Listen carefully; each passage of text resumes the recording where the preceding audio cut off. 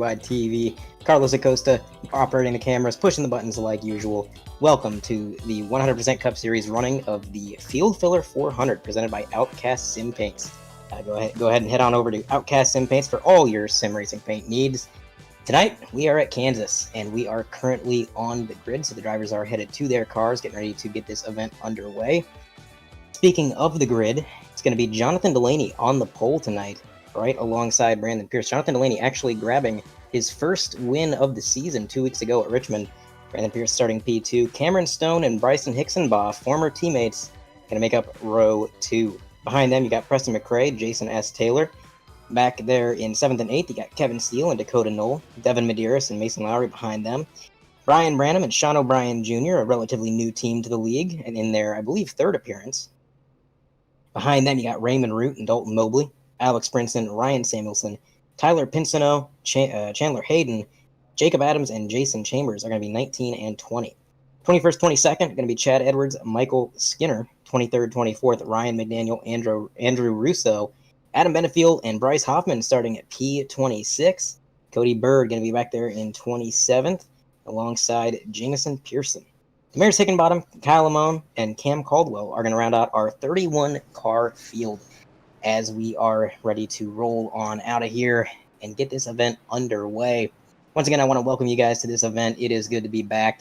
We did miss out on broadcasting the last 2 races for various reasons, but if you do want a quick recap of those races, we'll get into that eventually later down the line, maybe talk a little bit about what happened there, but right now all the focus is on the anticipation that is building as the lights are off on the pace car. And Jonathan Delaney starting on the pole, usually the pole sitter this season. He's got a lot of P1 starting positions, but only one win. He's trying to become another multiple-time winner this season from that starting position. And Brandon Pierce continuing his momentum. He's had a good couple of races lately, and it seems like that momentum, that 38 car for DGR is just building and building, now culminating in a front row starting position ahead of league veterans such as Cameron Stone, the defending champion, as well as the 63 Bryson Hicksonbaugh. And it looks like, ladies and gentlemen, we have a delayed start. Maybe something involving Dalton Mobley. I apologize. He actually corrected me. It's Dalton Mobley, not Mobley, as we've been referring to him for a year and a half now. It is Mobley. And it looks like Ryan Samuelson has some damage prior to the beginning of the race. So I'm not entirely sure what happened, but the race was delayed. Samuelson has some damage. I think Mobley might be a little bit bent up on the front. Huh. Yeah, and in the 22 also. I'm not sure where Jamison Pearson got his damage, but he's looking a little bit beat up back there as well. Still have not... I'm going to try to find Dalton Mobley's car. Looks like he's all right, actually.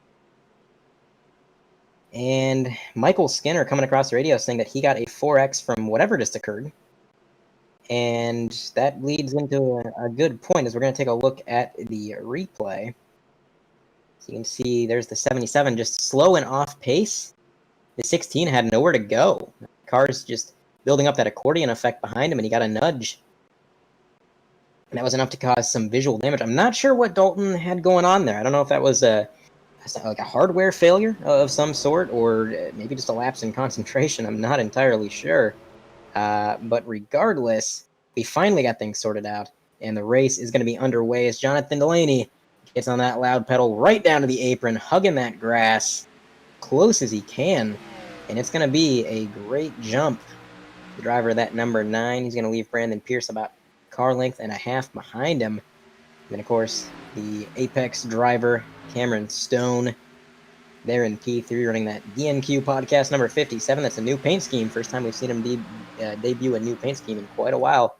But up front, the leader is not running away with it. Looked like Brandon Pierce had a lot of entry speed.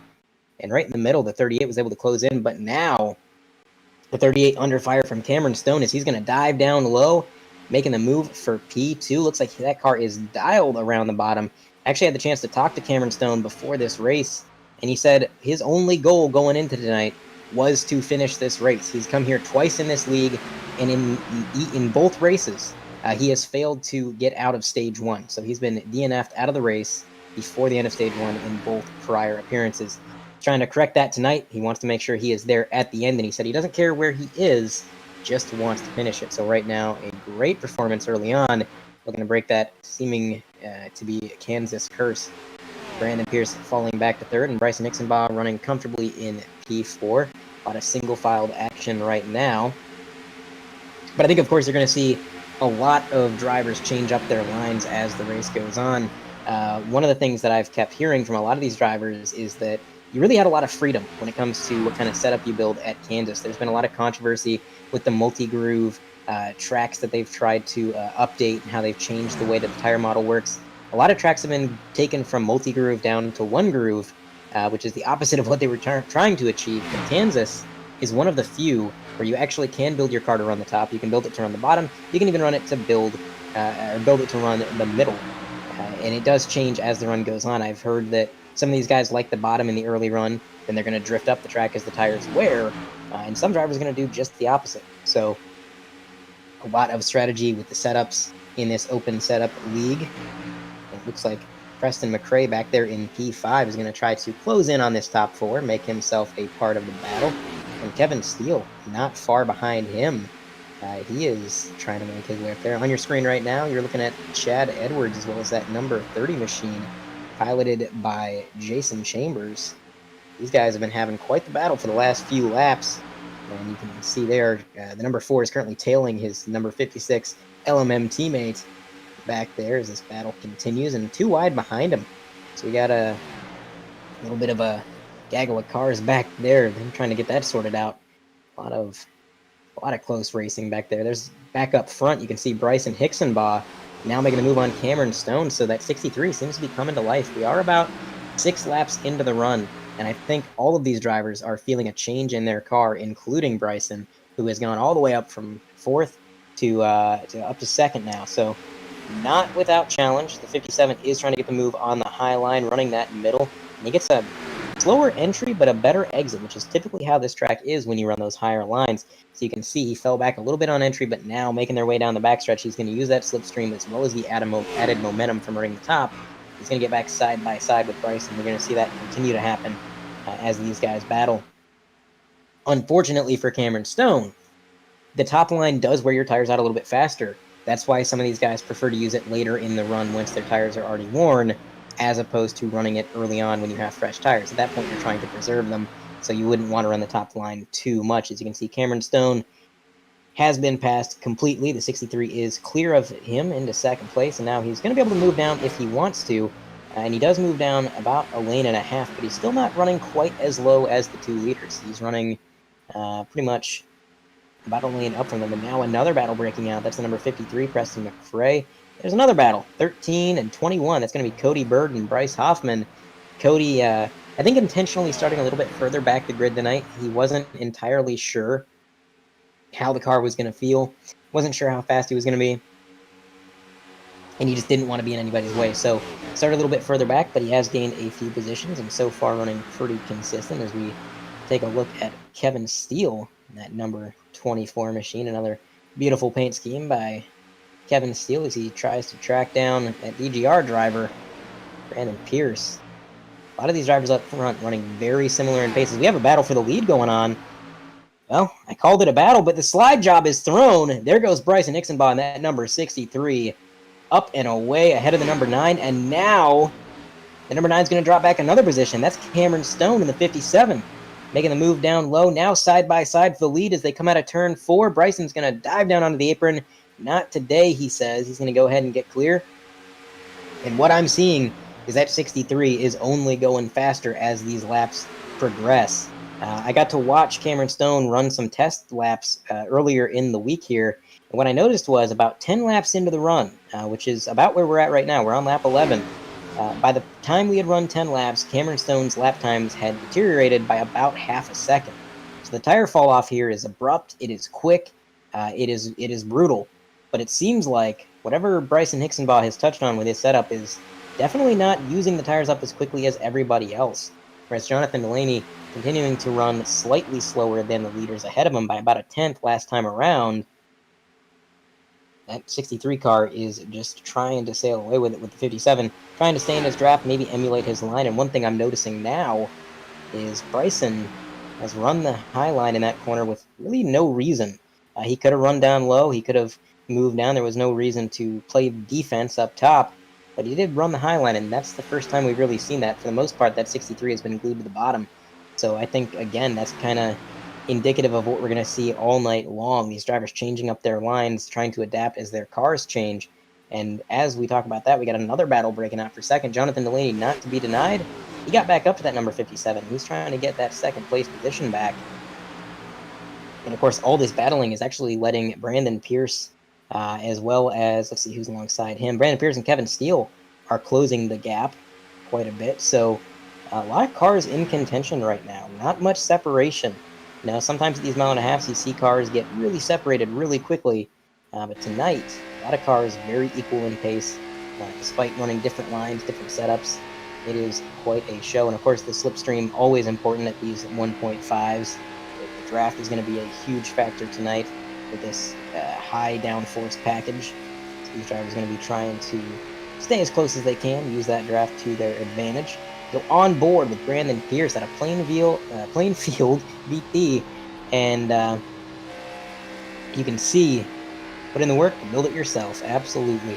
He is running that lower line, just trying to keep it off the wall, and that is one other thing that I noticed quite a bit watching these guys turn practice laps, is that outside safer barrier, it'll jump out and hug you if you're not careful, especially coming out of turn 4. Cameron Stone, in particular, I watched him turn a lot of laps, and he was struggling with that.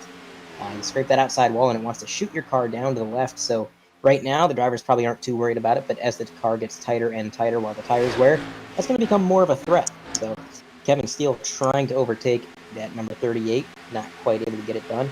On your screen right there, number 17, that's Jacob Adams filling in for Tim Rail. Now, this is actually the second time that the 17 has had a driver swap, and Jacob Adams has stepped up to the plate for Loudmouth Motorsports. And he's been doing a phenomenal job these last few weeks. Last time he piloted that number 17, he finished, I believe, 7th place, so well inside the top 10, ran inside the top 5 for a majority of the race. And right now, as they run, he's currently 22nd, so running a little bit further back in the grid. But he does tend to have long-run cars. That's one thing I've noticed watching him. Very akin to the Team Conti drivers, such as the 83 Adam Benefield. That's a driver you always see with long-run setups. Jacob Adams, not too different. Speaking of Team Conti, you might be wondering, where is the number 1? We have not seen the number 1, Dustin Hall, in the race. Well, he is actually currently serving a 1-race suspension, I believe, for exceeding the accumulative incident point limit. So basically, the way that rule works in this league is that incidents can carry over a period of, I believe, 3 races. And if you are at fault for a certain number of incidents over 3 weeks, you will serve a 1-race suspension. Now, Dustin Hall won last week at Talladega. It was a last lap, last-second pass. Bryson Hicksonbaugh led most of the race, with Dustin Hall making that last-minute slingshot to grab the first win of the season. And unfortunately, he did exceed the limit within that race. So this week, he's serving the penalty. He will not be in this race, but he's going to come back next week, I would presume, and try to get it done again, just like Talladega, which this is the second time, interestingly enough, that the race winner has been suspended for the next week.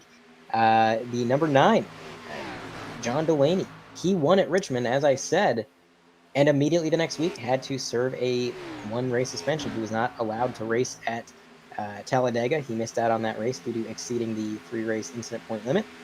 Now he's back, better than ever, trying to run in this top 3 position if he can. A little bit further back in the grid, we got a really good battle going on with the 2-car thinking about poking 3 wide, but he thought a little bit better of it. Is the number 27 and I believe the 09, Damaris Hickenbottom, are continuing to battle it out. Looks like the number 2 is actually a lap down, so this is not for position, but he is trying to run his line and trying to at least cut his way up through the field. Maybe put himself in the lucky dog position, which actually right now he would be the lucky dog. There's only one other car that is laps down. That is Cameron Caldwell. He's 8 laps down. Not entirely sure what happened to Caldwell, but that would put him retiring somewhere around lap 13. So, interesting.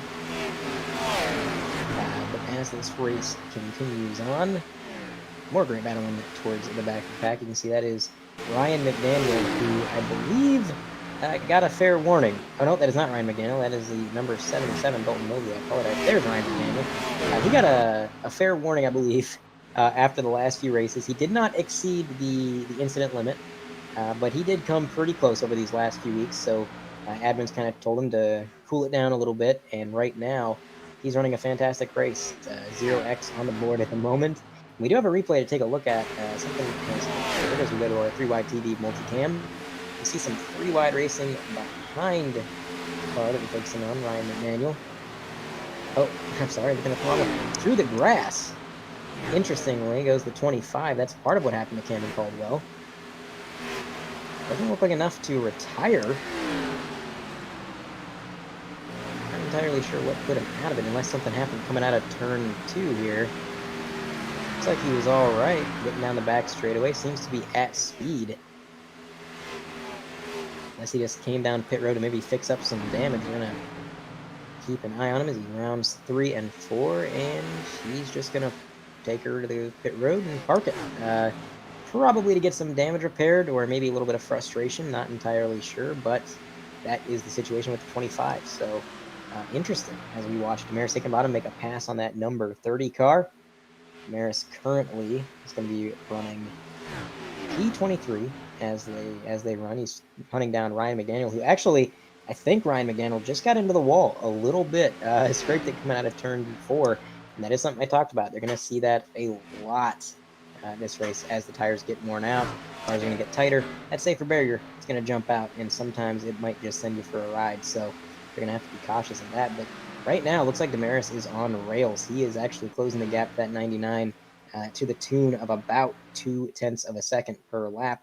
Although last time around, actually, McDaniel was able to even it out as, whoa, big loose goes McDaniel ahead of the 09. That's going to allow Damaris to close the gap even further. It was a 31.521 for Damaris last time around. For Ryan McDaniel, 31.6, so another 10th to that 09 as he continues to try to march through the field on board with Damaris Hickenbottom. 100% driver. Well, he's more than 100% driver. He's a 100% admin. So maybe he should update his box a little bit there. Give himself a little bit more credit. As you can see, he is diving down low, trying to make this move on Ryan McDaniel. The other admin. There we go.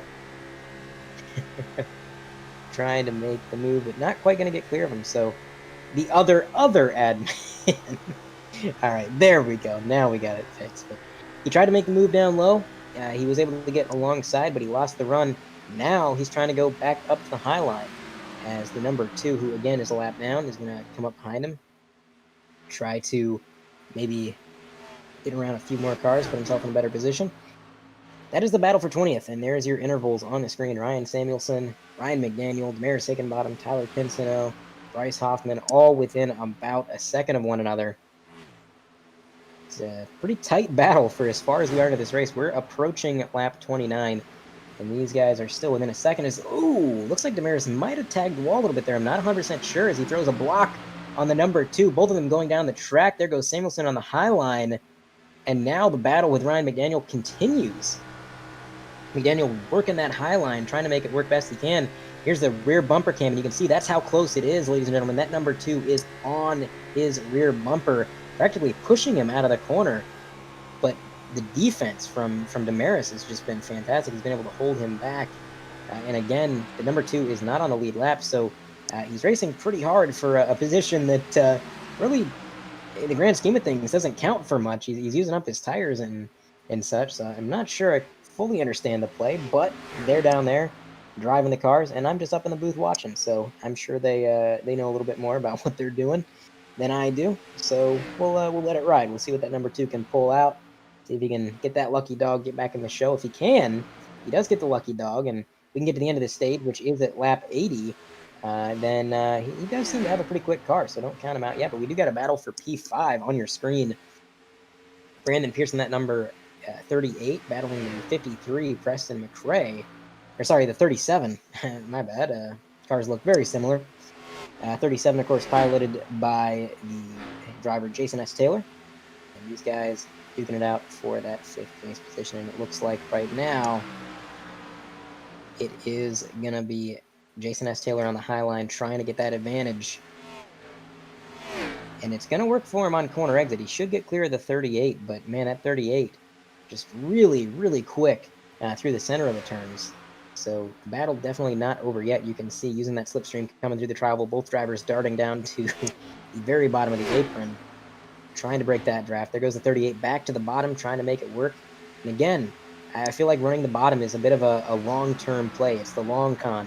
If you can make the guy run the top in defense, you can make him use his tires up a lot quicker than you're using yours. So if he can continue that and keep that up, who knows? He may be able to pick up a few positions. But we got a battle for P2 as well. There's battles all over this track. I love Kansas.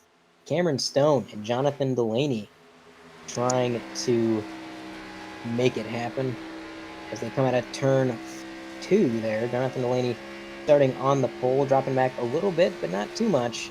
He is still trying to get around that number 57 who's playing defense. And you'll notice every time we watch these battles occur, the driver that is on defense always goes to the top. And that is the play. You want to build up as much momentum as you can so you can have a little bit more straightaway speed and get clear of the driver that's trying to lunge you on the bottom.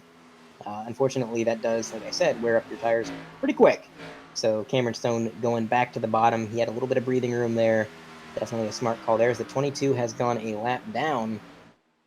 And now Cameron Stone and Jonathan Delaney are going to be working their way around him.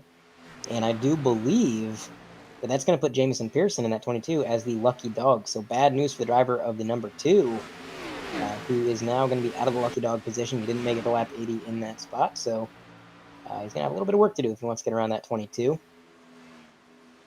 The battle for second kind of tempers out a little bit. The number 9 falling back a ways. And on your screen, that is the number 2 as well. Now back to battle for second. Jonathan Delaney just falling off a little bit. I don't know if he's using up his tires. I don't know if he's intentionally trying to conserve. I don't believe they can make it to the end of this stage without pitting. We are at about an 80-lap stage. I'm going to assume that the fuel run is going to be somewhere between 60 and 65 laps, perhaps. I'm not a mathematician by any means, and not entirely sure what their fuel runs are going to be. Obviously, it's going to be heavily affected by the draft and things like that. But yeah, somewhere around, as we do some math, it is going to be somewhere around lap 60. I would expect these guys to come in, which does bring into play with how fast. Oh, as I say that, I just heard somebody come across the driver radio and say they're pitting. So it sounds like we got drivers coming down pit road already. That's going to be Brian Branham, the number 74. So he's going to split this stage in half. That is a viable strategy that some of these guys could pull. He's actually a little bit more than splitting it in half. He's coming down on lap 36, so going to be some worn tires by the end of this, but could get him the jump. The first few laps on fresh tires are so astronomically fast compared to the rest of the run at this track. I think the short run strategy, or the short stop strategy, I should say, is a little bit more viable here than some other mile-and-a-half tracks. So it does not surprise me to see a driver like Brian Branham throw the wrench at the wall and say, hey, I'm going to try to come down a little bit early. The question is, when do the leaders come down pit road? I know Cameron Stone currently runs, I believe, about a second and a half back from your leader. And he could make that up if he were to out-pit the leader there, but no, here comes the leader. Bryson Ixenbaum making his way down pit road, joining a gaggle of cars that are also getting their cars first. You see Kevin Steele was among them, getting those 4 fresh Goodyears. So there goes the leader. We got another car behind the leader. I believe that's the number 5. Could be wrong. Yeah, no, that is Dakota Knoll. And Chad Edwards also coming down pit road. So a lot of drivers opting to cut this in half. And the question now being, who's going to go ahead and who is going to try to run this thing dry? Maybe see if they can get a caution and track some drivers a lap down. It's definitely a feasible strategy, especially if you're somebody who, if he wasn't running the best in stage 1, doesn't have too much to lose, perhaps. It's going to have to wait and see. As on your screen, we go to the 3-wide TV multicam. You can see everybody working their way onto and off of pit road as the drivers on the track continue to duke it out. The number 2 still in tow of the Maris Hickenbottom. These two have not been able to get rid of each other They've pretty much been together since the number 2 got back on track with his tires, and they've been running together ever since. Now, Cody Bird also coming across radio, so he's going to be pitting pretty soon here as we reach halfway in the stage, lap 41 of 80. I believe that's Kevin Steele alongside Damaris as well. Just trying to wait it out for everybody to come down and cycle through those. Mason Lowry, among many others. Cody Bird, Chandler Hayden, Ryan McDaniel, Adam Benefield made his way off pit road. And I didn't really talk much about Adam Benefield prior to this pit sequence, but it is worth noting Adam Benefield, I believe, worked his way up into the top 10 before this happened, and he started towards the back of the field. So not the first time we've seen the number 83 manage to pull that off, and he's looking to have a good race in the long run. We continue our multi-cam. Adam Benefield out of Pell City, Alabama, 100% fast. Prix also on your screen, coming down pit road, getting that Pepsi machine serviced. Gotta admit, I'm a little surprised we're not seeing too much variance in strategy. Most of the drivers opting to split this in half. The drivers that have yet to pit, I believe, are few in number. You've got Kyle Amoon in that number 20. Preston McRae, he has pitted. The only drivers who have not pitted are going to be Alex Princeton, Jacob Adams, RJ Root, and Jonathan Delaney, which is interesting to me. Jonathan Delaney was running inside the top 5. Going to be sacrificing a lot of time if he can't get a caution soon. And given how clean this race has been, can't say that he'd be banking on it right now. But nonetheless, he's out there leading some laps as he is navigating some traffic. And on your screen, there's the number 38, Brandon Pierce. He's ahead of a few cars there. Dakota Nolan at number 5, trying to follow in his tire tracks. And then we got a few more cars pitting, some drivers coming across radio. So this is pretty much going to finish out this cycle, only leaving Jonathan Delaney. We're going to see how long is he going to wait it out. What exactly is the leader going to do? And he actually has come down pit road, so he is going to finish out the cycle. I think that's it. Everybody has got their car serviced. Nobody opting to roll the dice and try to just stay out as long as they can. It makes sense, though. Tires are very crucial here. Again, just within a span of 10 laps, you're going to see about a half a second slower lap times. And by the time you get to about 20, 30 laps runs, it's going to be second and a half. So very important to get fresh tires. They do have 9 sets of tires in this league. And one thing I was going to mention earlier that I kind of forgot about, got train of thought derailed there. There is a 15x incident limit in this race. So 15x, if you exceed that, your car will be black flagged, you'll be parked.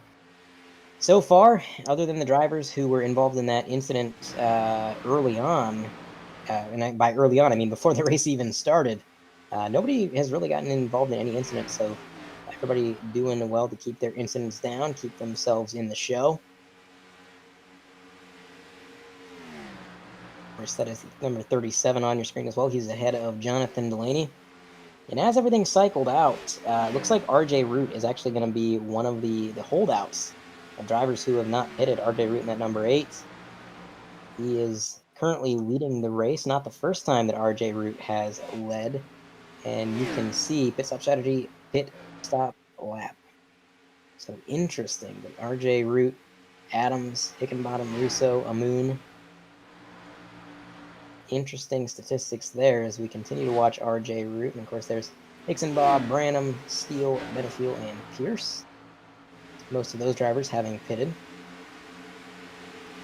Bryson actually among the first to pit. I believe he was 3rd or 4th down pit road. So if everything works out the way he's hoping, it should just extend his lead once everything cycles out. But definitely RJ Root trying to be the holdout here, rolling the dice, seeing what can happen. As Jonathan Delaney is going to go ahead and work his way around Brandon Pierce. That is for the lead lap. So essentially, Jonathan Delaney has just put himself ahead of Pierce to be on the lead lap, but he is not for position, I believe. And Jacob Adams, also a holdout, as everything. I'm looking at the timing and scoring, trying to work out who is pitted and who hasn't. RJ Root, Jacob Adams, and Damaris Hickenbottom are your top 3. Andrew Russo in that number 27 is P4. Kyle Amoon, P5. Bryson Hicksonbaugh is currently running at P6, and he did pit. So I believe that top 5, Amoon, Russo, Hickenbottom, Adams, and Root, are the drivers who are holding out. And first, when I seen the timing and scoring, I thought they had come down pit road, but no, they're working their way around the track, trying to run that thing dry. Like I said, they should have roughly 60 to 67 laps worth of fuel if they're conservative. I was actually just watching a race the other day from real life from many years ago, where a real life driver at Kansas somehow managed to squeeze out 76 laps on a fuel run. Don't think you're going to see anybody doing that tonight, unless they have found something akin to what Smokey Unic would do with a really long fuel line that just kind of wraps around the roll cage. But I'm not sure that's a thing that iRacing allows, so probably not going to see that. As we have somebody working their way down pit road, I'm going to try to see who that was. RJ Root. So Root and Russo making their way down pit road. The previous race leader, as well as the other car in the top 5 there, the 27. So they're going to get their car serviced. And with that said and done, I believe that's going to put Jacob Adams in the lead, if he has not also made his way down pit road. Jacob Adams is still on track. He's going to lead some laps for Loudmouth Motorsports. And behind him by about 5 seconds, give or take, it's going to be Damaris Hickenbottom. Kyle Amoon about 6 seconds behind Damaris. So a lot of separation in this top 3, but definitely some drivers trying to just run this car dry. And you can tell, if we go on board with, let's say, the number 17, if we can make that happen, what you're going to hear through the corner is a lot of off-throttle time compared to the beginning of the race, where they're basically holding it wide open. You can tell 50 laps into the run, these tires are starting to scream at these drivers, and they're just not holding out the grip. So they're trying to let off the throttle as much as they can, really roll through the corners. You can see the gyro cam here. Here he's just really rolling out of that throttle, taking it easy, probably trying to conserve fuel and tires. Now Kyle Amoon, the driver of the number 20, coming across the driver radio saying, I'm going to be pitting. And then there were 2. So 2 holdouts, Jacob Adams and Damaris Hickenbottom. 2 drivers that... Oh no! The number 20 misses pit road. We're going to try and get a replay of that as soon as we can. But yeah, Kyle Amoon sacrificing even more time than he was sacrificing with this long run strategy. He went to come down pit road, overshot a little bit, missed the commitment cone. As we go to the 3Y TV multicam on the top right, that is going to be exactly what happened. Just not enough commitment. I almost feel like maybe he could have made it if he tried. Unfortunately, taking another look there, a little bit sideways. And he makes it, but a lot of lockups. So pit road not being kind to Amoon in that 20 car. Man, I'm not sure if he got a speeding penalty there, but it's gonna be close. Yeah, it was a lot of tire lockup. As we have a battle on screen, that's the 74 and the 37 duking it out, as the 37 is going to dive it down low. 74, of course, on the oldest tires in the race currently. He pitted first. He was the first one down pit road, so he's got about a lap older tires than the next car. And for some of these guys, he's got 15 to 20 lap older tires. So definitely trying to work those tires best he can, get what he can out of them. But that 37 is going to get around him seemingly no issues. I believe that was Jacob Adams making his way down pit road. I'm going to try and take a look. Yep, that is Jacob Adams making his way down pit road. And then there was one. Damaris Hickenbottom also actually going to make his way down pit road, I believe. Is he? Oh, no. Damaris is going to make his way down pit road this time, but actually, Bryson Hicksonbaugh took the lead back on speed alone. So the 09 has not pitted yet, but Bryson was still able to pass him for the lead under green, and now he has reclaimed that top spot. He has roughly 24 laps, going to be 23 as they cross the line to the end of the stage. And of course, that's going to mean that Damaris has the freshest tires out of just about anybody in the last car to come down pit road. However, not going to be much time to do much with those fresh tires. So, interesting strategy. I think it was worth a roll of the dice. I mean, you never know if you're going to get a caution, if something's going to happen. As the 33, big lockup down into the infield. Man, oh man. That could have been very big. The number 33 is going to be Chandler Hayden. That, to me, we're going to try to get a replay as soon as we can. as the caution flies just a few laps too late. A few laps too late for those drivers who stayed out and tried to wait for this caution, and it just didn't quite happen. That is a bad streak of luck there. As we do have the replay prepared here, we're going to take a look at what happened to that 33. So he's coming out of turn 2. He's got the 22 in front of him, Jameson Pearson. And as he's coming down the straightaway, taps the wall down into the apron, locks up the tires, and not quite able to get the car corrected. He actually tows the car. If I was a betting man, which I'm not because I'm terrible at betting, I would have to say that that was a monitor malfunction. I think he probably had his screen shut off. Maybe his VR headset came disconnected, however he's playing, because it looked like he just dove it down to the inside to try to get out of the way. And once he got there, if he could see, he would have been able to get that thing corrected, get it back out on track, but he just locked it up and then immediately towed to try to not get a caution. So I'm going to assume that's what happened. I could be wrong, but we've seen a few monitor failures in the past, notably Bryson Hixenbaugh last season at Las Vegas coming out of turn 4. He had no choice but to dive it down to the grass, tow the car as quick as he could, and that was that. So gonna be kind of interesting to see what goes on. I know there's some drivers that are not too pleased with getting a caution just a lap too late to ruin their pit strategy, but that's racing. You never know what's going to happen. As we have a few takers for fresh tires. Look at that. Bryson Hixenbaugh and Jonathan Delaney actually beating Bryson out of pit road. So, this could get interesting. A few drivers opting to take tires, a few drivers opting to stay out.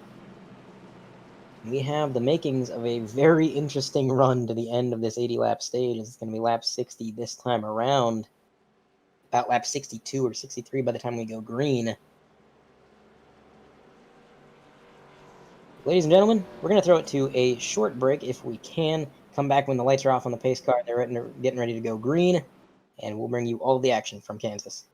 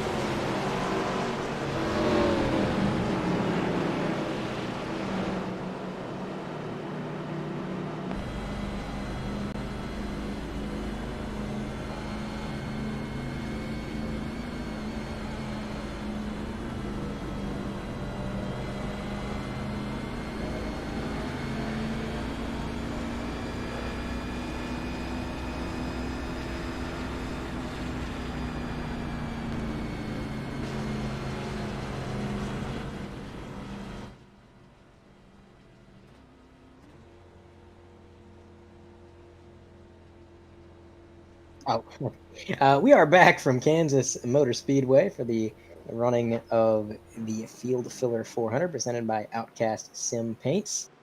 100% Cup Series. That's a mouthful. Say that 3 times fast. As the lights are off on the pace car, and it's going to be, I believe, RJ Root in that number 8 leading them to green. Of course, we had some drivers opting to get fresh tires for this final. Looks like it's going to be a 19-lap dash to the end of the stage. Some drivers opting to try and stay out. Among them, Alex Princeton, that number 19. A new number, but the same old paint scheme for Alex Princeton returning to the league.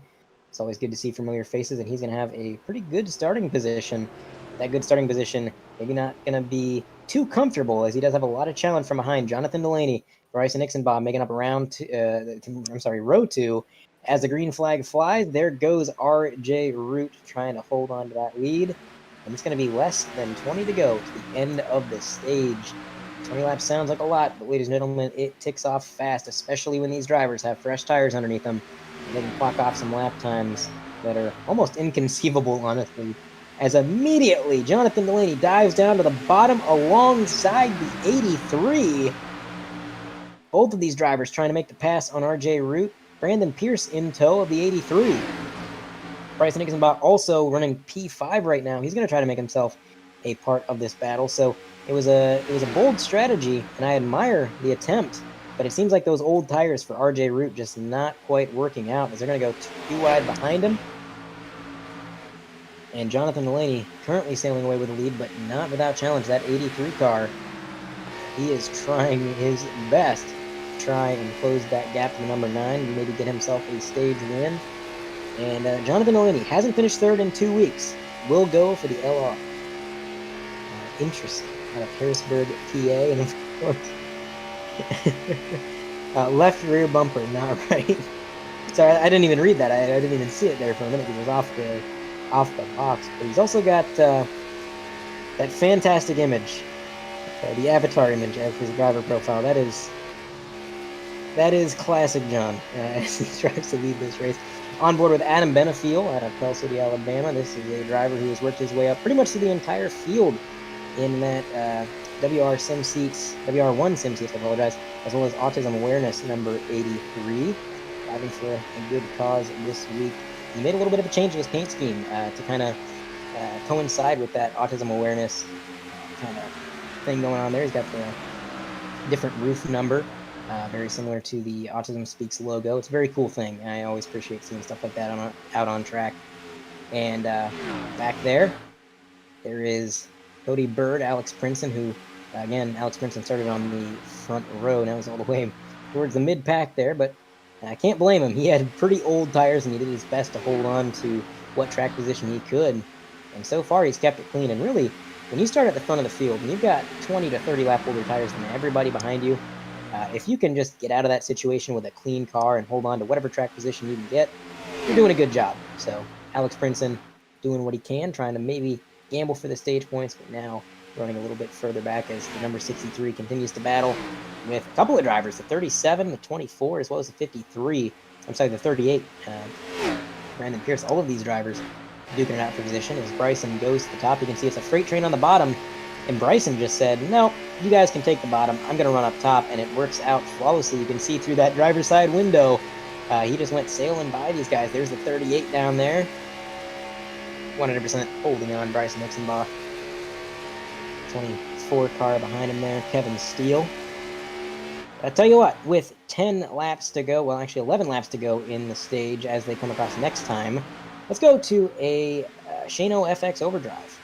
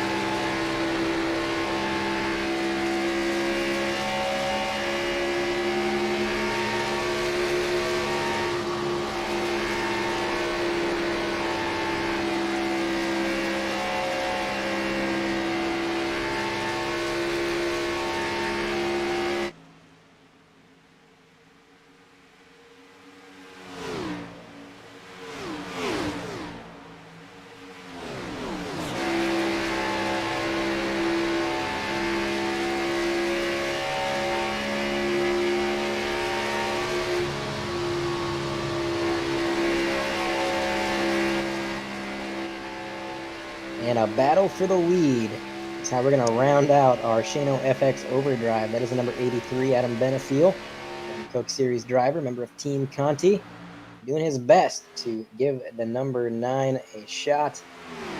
Trying to get that lead. He's had a fast car all night long. Hasn't quite got to the very front yet, but he has come darn close, and now it's going to be his opportunity. I think right now he is lapping a little bit quicker. But Jonathan Delaney doing some really good defense. It's quite a great battle to watch go on, as you can see they're running basically identical lines, with the 83 running just a little bit lower that time through the corner. But they are just hugging the bottom at every opportunity. Turn 1, bottom. Turns 3 and 4, bottom. Coming through the tri-oval, down on the grass. So both of these drivers trying to hug the bottom, preserve their tires, and keep the other car from making the move. So Adam Benefiel, maybe not wanting to go to the high line quite yet, doesn't want to show his cards too soon, but I think if he does, he's going to have a legitimate chance at the lead here, because he is on the rails right now. You can see the rear end of that 83 as it works his way through the corner is just dialed in. It's not trying to slide out. It's not trying to kick out. That car looks like it is absolutely planted. As Jonathan Delaney comes across the driver radio, he asks the number 22, Jamison Pearson, to go high, and he does. So he gives the leaders plenty of room. Good job by Jamison Pearson. And they're going to continue to duke it out as we approach lap 77. So it's going to be 4 to go in the stage. And then, of course, once 10 cars have crossed the line for lap 80, that will be when the stage ends, and we'll find out exactly who got stage points and who didn't. But that is the difference, ladies and gentlemen.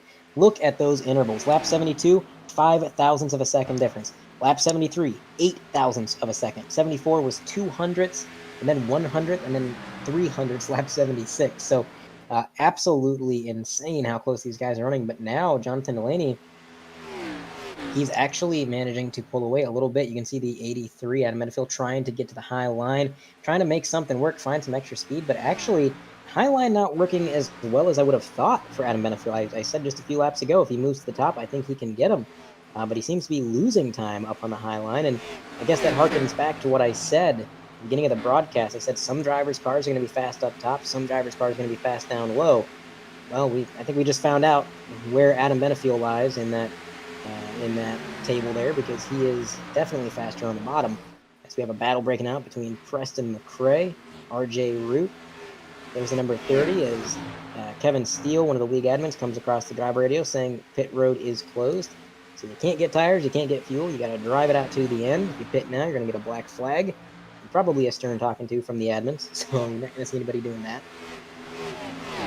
So we are on lap 79 out of 80.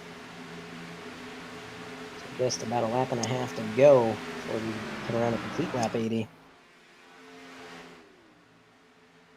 There is the battle for the lead as we come to lap 80. White flag of the stage. A little bit of separation. Jonathan Delaney able to pull away just that little bit. In that number 9 car, he's going to come around turns 1 and 2 with Adam Benefiel not far behind. Working their way down the backstretch. I don't think Benefield's going to be close enough to make anything happen for the stage unless Jonathan Delaney obbles. But Delaney going to keep the car underneath him. Perfectly smooth 3 and 4. Whoa! And caution is out. It looks like it was right in front of Jonathan Delaney. Not entirely sure what happened. We're going to try to identify that as quick as we can. Oh, it looks like Kyle Amoon and somebody else. That's Devin Medeiros in the 12. So Kyle Amoon and Devin Medeiros wrecking right in front of the leader as he was coming to win the stage.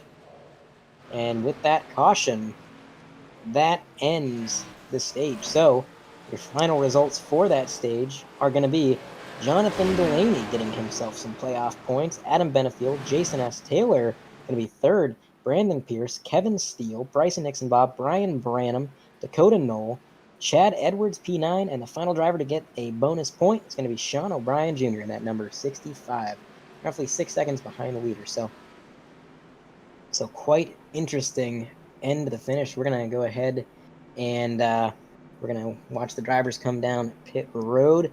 Going to try to pull Jonathan Delaney in after he's pitted for a short interview, as well as take a look at a replay as to what happened.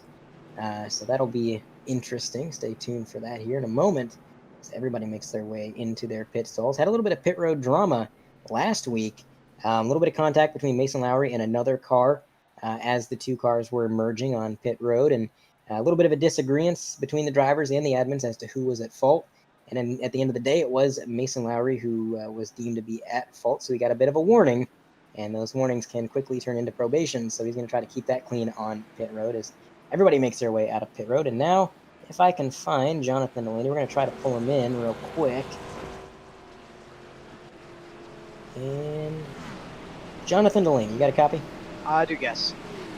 John, it was a fantastic stage one. You got a stage win. We're actually taking a look at a replay right now of what happened at the end of the stage. Walk me through coming through that final corner for the stage and seeing that break out in front of you.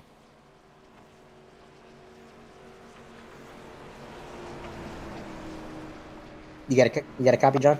Hello? Yep, we got you now. All right. It's a little scary, not gonna lie. I saw him wrecking. I just tried to avoid it because I do not want to get wrecked. So yeah. Absolutely, yeah. How's the car feel out there? You got a short run car or a long run car? It goes. It comes and goes. The car's got decent short run speed, but then we kind of fall off towards the middle, and I think our car's gonna really shine long run.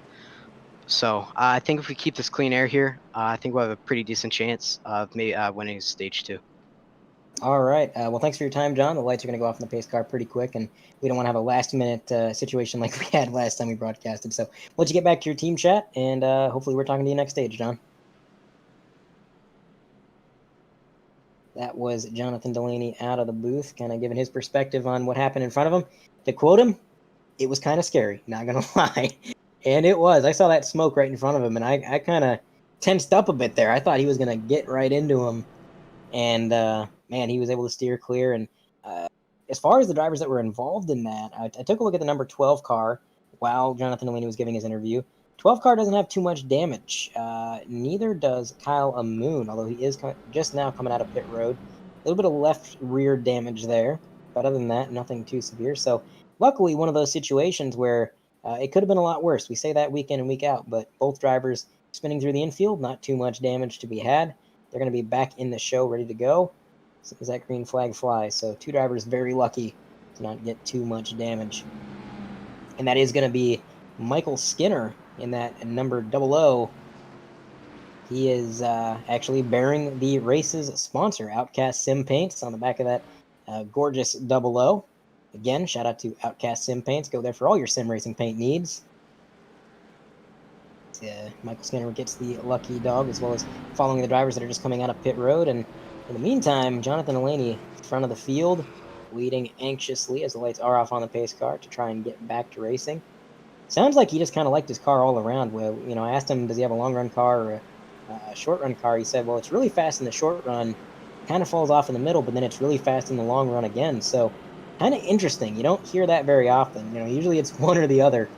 But I think Delaney is just very pleased with his car all around, and you can't blame him. It got him the stage win. He was able to hold off Adam Benefiel, which if you can hold off that 83, if you can hold off any driver from Team Conti, you're doing something right. So Jonathan Delaney, definitely a force to be reckoned with tonight. And a shout-out as well to the number 37. He has been running pretty well tonight, Jason S. Taylor. He's made himself a part of this show. He's looking to get a podium, possibly a win tonight, as the outside lane checks up big time. 37 spins his tires. Adam Benefiel with hard rear end contact, and it was Bryson Nixonbaugh behind Benefiel who made contact with him, so we had an accordion effect. 3 cars coming together, all 3 cars with relatively large amount of damage. And in addition to the damage, I would assume, all picked up a 4X incident right there, which is going to put them ever so close, or at least closer to that 15 limit. So, man, a disastrous restart for the outside line. I think the one that got out the cleanest is Bryson Nixonbaugh. I'm looking at his car. He did a number to the back of the 83, Adam Benefiel, but his car looking fine to me, at least. Going to the rear chase cam, a little bit of crumpling up by the vents on the front, but nothing too major. We're going to have to wait and see how everything shakes out damage-wise, where these cars stand. But an absolutely wild restart that, in the meantime, has allowed Jonathan Delaney, as well as Adam Benefiel, not Adam Benefiel, Brandon Pierce, to pull away from the pack. So Whew, that was really, really wild. And of course, drivers coming across the radio. That was Price and Hicksonbaugh in my ear saying, "Hey, Adam, you got some damage on the rear end, and I'm sure my front end's just as damaged." Just kind of letting him know where he stands damage-wise. Definitely, I would say the nice thing to do after a situation like that. Let everybody know, hey, your car looks good. Your car's a little bit damaged, so they know what's going on. On your screen, that's going to be Mason Lowry. He is in a gaggle of cars. He's got a teammate ahead of him. Got Dakota Knoll behind him. Not really anywhere to go. He's kind of boxed in, just trying to do his best. Hold his line, run his race. Currently, he is running, if the timing and scoring is correct. If I can find him, I apologize. He's currently running nope, wrong car again. He's running P10, so he is just hanging on to that top 10 position. We have a long way to go. The end of stage 2, which is going to be lap 160. So first 2 stages are going to be 80 laps respectively. We've already completed stage 1, headed to the end of stage 2, and then it's going to be a 107 lap race to the end. So 267 total laps of racing tonight. As we continue to clock them off, looks like the damage might be holding up Bryson a little bit more than I would have suspected. Front end damage in this game is finicky. Sometimes you get front end damage just a little bit, you get it in the wrong place, and it doesn't look like much, but it will hinder your car more than you could ever prepare for. And there's Bryson coming across the radio, down onto the apron.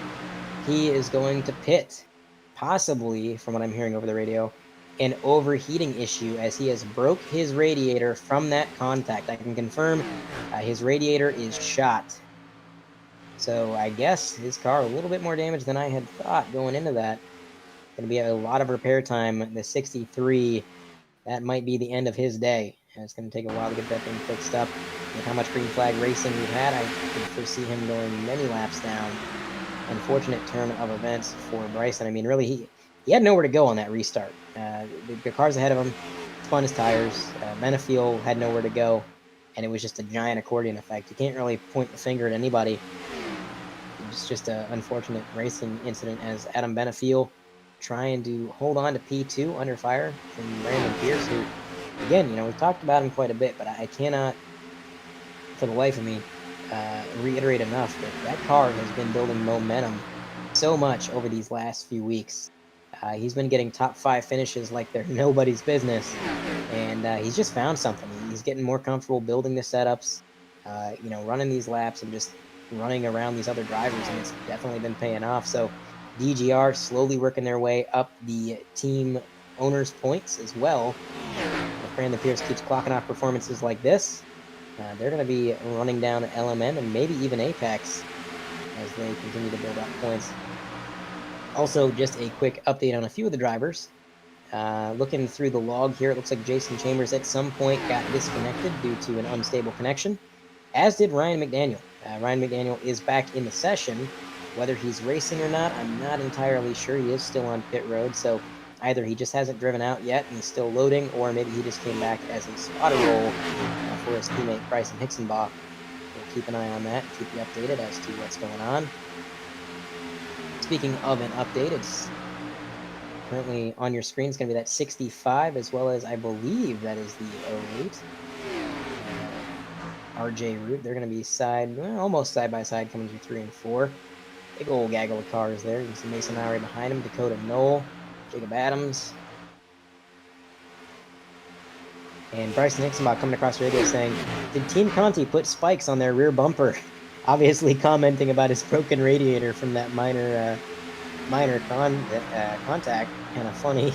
At least he can kind of joke about it, and that's Bryson. That is Bryson. I've never seen him get legitimately too upset with really anything in a race. He seems like no matter what happens, he takes it in stride. Sometimes he makes jokes about it and just keeps on going. Very calm and collected driver, which is why if you ever do see him mad, then something has gone heinously awry. But, into the wall, I believe. Was that the 65? And he's going to cut down the track there. Mason Lowry making his way around. That was really lucky that did not break out into something worse. you get into that wall, and sometimes you don't have much control as to what happens. Sometimes the wall wants to shoot your car down the track. Sometimes it wants to suck you in like it's made out of super glue and zip ties. We do have a replay, top right of your screen, that's going to be the replay. Bottom left is going to be what's currently going on. Coming out of turn 2, just a scrape with the wall. There goes Mason Lowry and RJ Roots. And he keeps that car under control. I got to say, all the props in the world in the number 65. When you get stuck on the wall like that, it is so easy to crank that wheel to the left, try to get unstuck, and overcorrect, and just shoot down the track, spin out, or hit somebody beneath you. But he was able to keep that thing under a great amount of control and re-emerge onto the racetrack with absolutely minimal damage, minimal issues. So good move by him for sure. Dakota Knoll got held up a little bit by that. But again, that's a situation where it could have been a lot worse. Cody Bird behind Dakota Knoll in that number 13. Trying to work his way up through the pack. Suddenly, a lot of these drivers that didn't have the best start to the race seem to be having a little bit more luck later on. You can see the number 16. He's running a little bit further up the grid than he was. There's number 16, Ryan Samuelson. He's currently running P17, hunting down Bryce Hoffman for P16. He's got a whole lot of cars ahead of him that would be for position as well. So with him currently lapping about 0.2 of a second faster than the pack ahead, Ryan Samuelson trying to gain a few positions here, and I think he's got the car to do it, at least for now, as this is a great battle. You can see all of these guys just under a blanket. Cody Bird on the outside of Alex Princeton. Trying to make something happen there. You got Cameron Stone and Jacob Adams battling behind them side by side. It's just a phenomenal battle all around. These guys giving it their all. Nobody wanting to give an inch to the other. Dakota Knoll slowly reeling in that 65 again as the battle continues behind him. Number 57, Cameron Stone, trying to work his way around Cody Bird. A little bit of history between Cody Bird and Cameron Stone. There was a point earlier in the season where Cody Bird was going a lap down. He was racing Cam pretty hard to try to keep his lead lap slot, and shades of Ryan Newman. And Cam wasn't too happy about it. And they had some words after the race. They made up. They're friends again. But anytime these two get together, I tend to watch it pretty closely due to that history. But now a battle between the number 17, Jacob Adams, again filling in for Tim Rail. Jacob Adams really stepping up to the plate for LMM. As their team owner, I can say I thoroughly appreciate Jacob Adams. Tim Rail sent me a message for Richmond saying, hey, I'm not going to be in the car this week. I got stuff I got to do. And I sent Jacob Adams a message. I was scrolling through the free agents, and I knew that he's been running really well. So I sent him a message. I said, hey, how do you feel about running the number 17 for me over at LMM? And I hadn't even begun talking about financials. I had not even begun talking about payment. And he said, yeah, sure, why not? So I appreciate it a lot. He's having a good race. Cameron Stone trying to hunt his way through the field, currently chasing down Alex Princeton. Not sure how Cameron Stone ended up quite so far back in the field. Actually, come to think of it, he was up front earlier on in the race, but he does seem to have a pretty good car and a lot of race left, so maybe it doesn't quite matter as much where he is now, as long as he can continue that charge up front. There's number 17, Jacob Adams, in front of his teammate in the 21, and of course the 65 car piloted by Sean O'Brien Jr. He did get stage points last time around, that number 65, so he had a good stage 1, trying to capitalize on that and have a good stage 2. Currently, he is running at P13, so outside of the top 10 for Black Flag Motorsports. But again, it's going to be a long stage, long race. So anything could happen. I'm taking a look at his side of his car there, and I'm not seeing much damage. Car's looking pretty good despite scraping the wall, so kind of lucked out there. And again, he did a phenomenal job recovering that car when that happened. So he's going to keep himself in the game. Looks like the 17 going to try to make a move down low. Can he make it happen? Oh, into the wall again. The 65 putting a lot of green paint on an already green wall. Again, though, he was able to recover that really well. You do it once, I'm impressed. You recover that well twice, and I'm thinking, man, that's some driving right there. But Jacob Adams continuing to make a few passes. I believe that's going to be for P13. Isanari in that 56 trying to hunt down RJ Root, but RJ Root has been pretty consistently just ever so slightly outpacing that 56. Every time the 56 gains just a little bit, that number 8, RJ Root, he continues on, gets that time back. So RJ Root's another one of those drivers that it just seems like every week that we race, every week we watch these drivers go out there and do what they do. He just gets a little bit better. So he's been fun to watch this season. Now back looking at the 65 again. Look who's behind that 65. There's the number 16. I talked about Samuelson a little bit. He is continuing to try to gain a few more positions. If he gets around Sean O'Brien Jr., that's going to be for P16.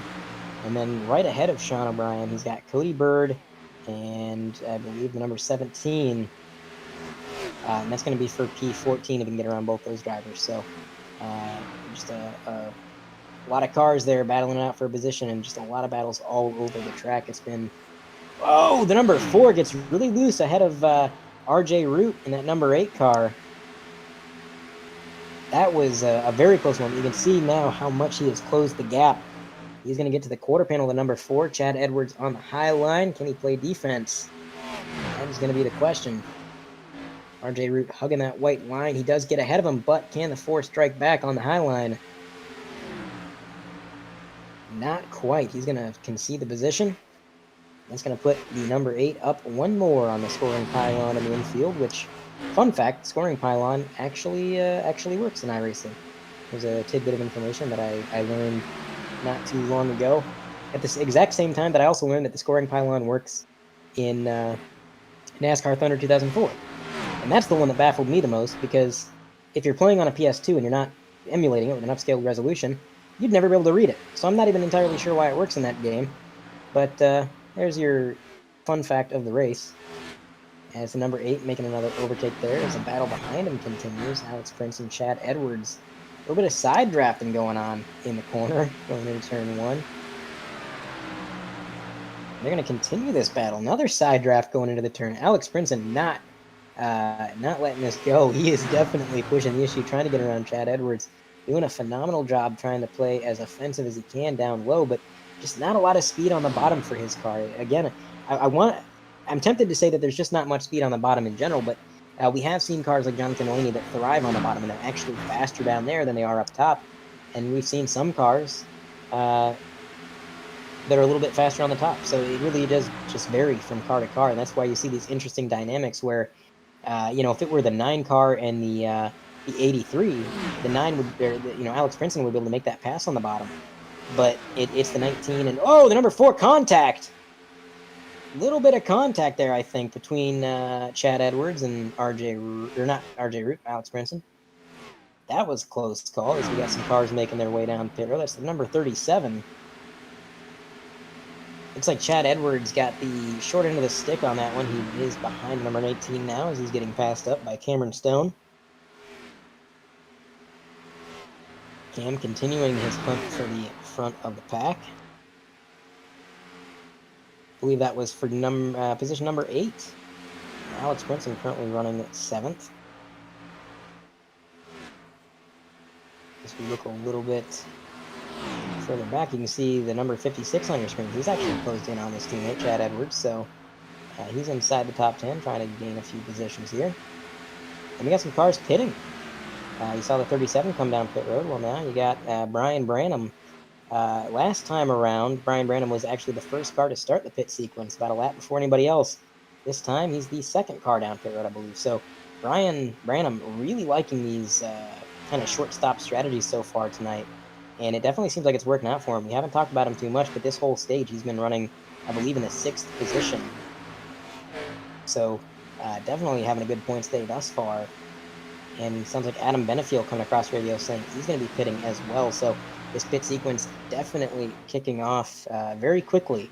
I feel like the last pit sequence was kind of gradual, a few cars here or there, but now quite a few cars as we continue to watch the number 16, Ryan Samuelson, trying to run down Ryan McDaniel, the Ryan and Ryan show. Now taking a look at the number 4, Chad Edwards. Working his way through 3 and 4. Cameron Stone still ahead of him. Alex Princeton, ever since that battle between them, has been able to extend this gap by quite a bit. He's up there ahead of Cam. Cam trying to run him down. So it is interesting to note as well that Ryan McDaniel did come back out on track. I wondered if he was just going to come back in a spotting capacity or a crew chief capacity, but now he is back in the car. He's going to run this thing to the end if he can.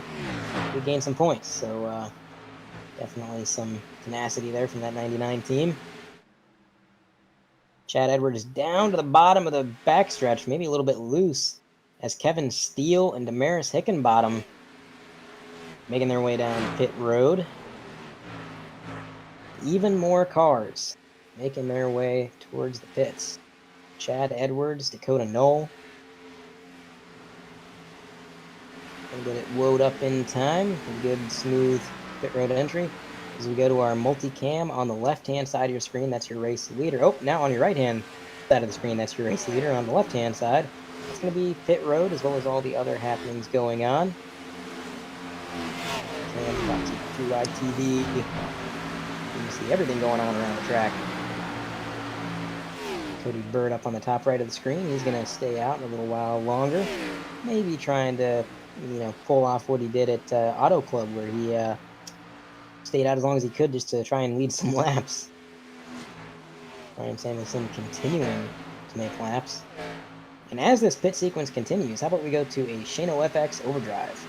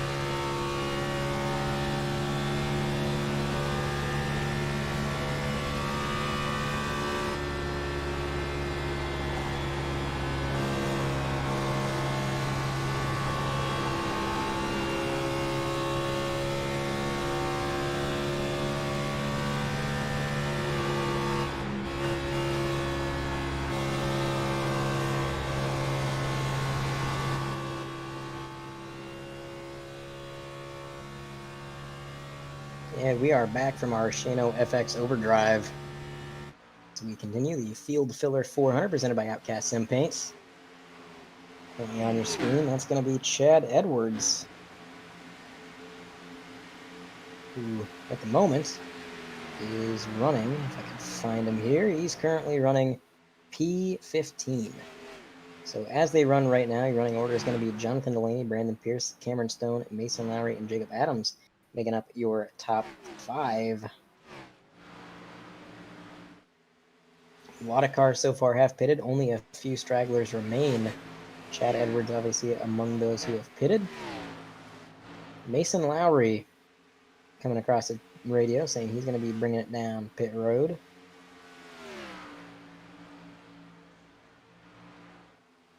Brandon Pierce all the way down to the apron. So you can see pit strategy, last pit stop right there.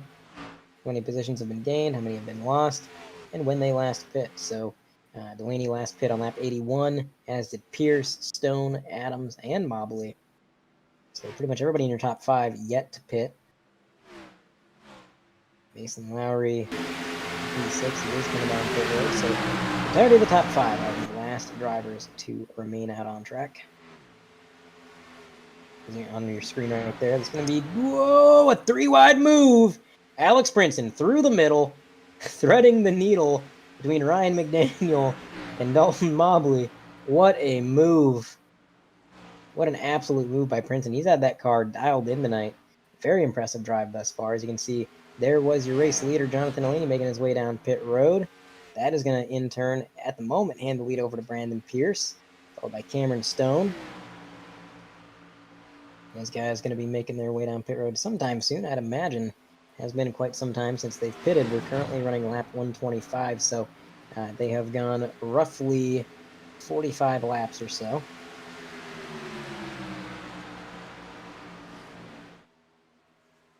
Ramirez Hickenbottom making a move on the low line around Brandon Pierce. 74 saying, all right, let's go 3 wide. Brian Branham trying to get around that 38, and he does. Behind them, you got the number 12, Devin Medeiros. He was one of the cars involved in that incident at the end of stage 1. Again, he didn't get really any damage from that, so he was able to continue on. And right now, I believe, if the scoring and timing is correct, he's running P22, and he is 2 laps down. So a lot of drive. Whoa! Close call between the 38 and the 12. As I was talking about Medeiros, the 38 said pitting this lap. And as he said he was pitting this lap, he slammed the brakes right in front of Devin Medeiros. Medeiros, with some very fast reflexes, was able to avoid contact, but that was scary for a moment. Now a 2-wide, 2-row deep battle. We got number 20, Kyle Amoon, trying to hold off Alex Brinson, Dakota Null, and RJ Root. 3 very strong cars duking it out right behind Kyle Moon. Just an update on your leaders. Jacob Adams, has taken the lead, and he is going to, I believe, be the last holdout. I believe everybody aside from Adams has pit, so he is going to lead some more laps. This is kind of the exact same strategy we saw early on. This battle behind is really just raging at this point. I mean, it's not fading away. These guys are not letting each other go. Dakota Knoll, Alex Brinson, got a car length apart going into the corner. Number 5 driving it in a little bit deeper, using that higher line, but not quite going to stick. Looks like that 19's got quite a bit of pace down on the bottom lane. And Chad Edwards behind Dakota Knoll, trying to run him down as well. And the lap car of the number 22, Jamison Pearson.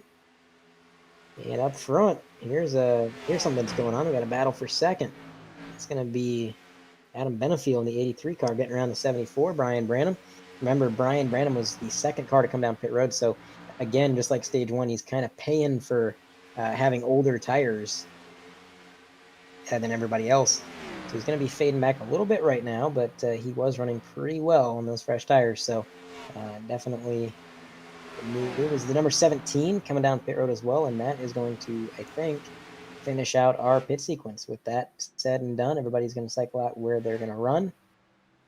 And, yeah, no cautions this stage before the pit sequence. So everybody has pitted. If we get a caution now, nobody will have benefited from the long-run strategy that they pulled. And this battle just keeps getting better. Now you got the 65 involved with Dakota Knoll, Chad Edwards. These guys are duking it out as the number 5 slides up in front of the 65. Now back down to the bottom. Gonna throw the block on the number 4, playing some fantastic defense. And 65 drifting down the track a little bit. He kind of had to turn back up the track. I think he was afraid he was going to hit Chad Edwards. But he was able to keep it off the wall. And still, he's going to get a huge run coming out of 3 and 4. If you watch this. And the 22 actually got back up to the top line there. Kind of prevented his run a little bit, but still, his momentum has been pretty good through the trial. He's staying with these guys. Here comes Chad Edwards on the bottom of Dakota Knoll. He's going to try to make the bottom work while the 65 is working the top. This is that multi-groove race kind of racing that I was talking about that you're going to see a lot of here at Kansas. There goes the number 5 back down to the bottom. Chad Edwards switching it up. He decides, all right, couldn't get around him on the bottom. Let's try the top. And it gets a little loose. That's kind of the risk you take sometimes, making a lane change, trying to run your car somewhere where maybe you aren't used to running it. You can sometimes get some unexpected results. Maybe the car gets a little bit too loose, a little bit too tight. Despite that, he did not lose much speed. He's still right behind the number 5. So he and Dakota Knoll still going to battle it out as the 65 and the 22 are running side by side, and Bryce Hoffman behind them. They're going to continue their little battle. What's going on? Whoa! Clipping the grass goes the 65. Luckily able to keep that car under control. Sometimes you clip that grass and it'll pull you right around, but the 65 keeping that car control. And now too wide. Bryce Hoffman to the bottom. For a moment, I thought the 22 might be able to get under there as well, make it 3 wide, but he wasn't quite close enough. You can see sailing into the corner, the 21 gets a lot better corner entry, but on exit, you're going to watch this 65, Sean O'Brien Jr. He's going to get a huge run through the triangle, out of the corner. And that's where he's getting all of his speed. All of these cars falling back slightly to Dakota Knoll and Chad Edwards. Chad Edwards actually did complete the pass while all this was going on, so we got around to number 5. Your current race leader, after all was said and done with the pit sequence, is currently going to be Adam Benefiel. So he has taken the lead for the first time tonight, and he is having a pretty great run. Behind him, you got John Delaney, your stage 1 winner. And he's back by about 0.6 of a second. Currently, he's actually lapping faster than Adam Benefiel, although Benefiel is in traffic. So maybe that had something to do with it. This time around, Jonathan Delaney ran a 30.6. Adam Benefiel ran a 30.9. So actually, seems like Delaney is legitimately a little bit faster. You can see the intervals: 0.3, 0.2, 0.3, 0.2, 0.2. Whoa! Car hard into the wall. That's the number 27.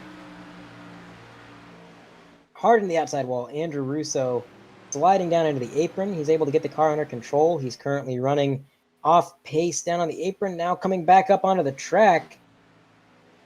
Not sure that was a great idea, but it worked out in the end. We got there in the end.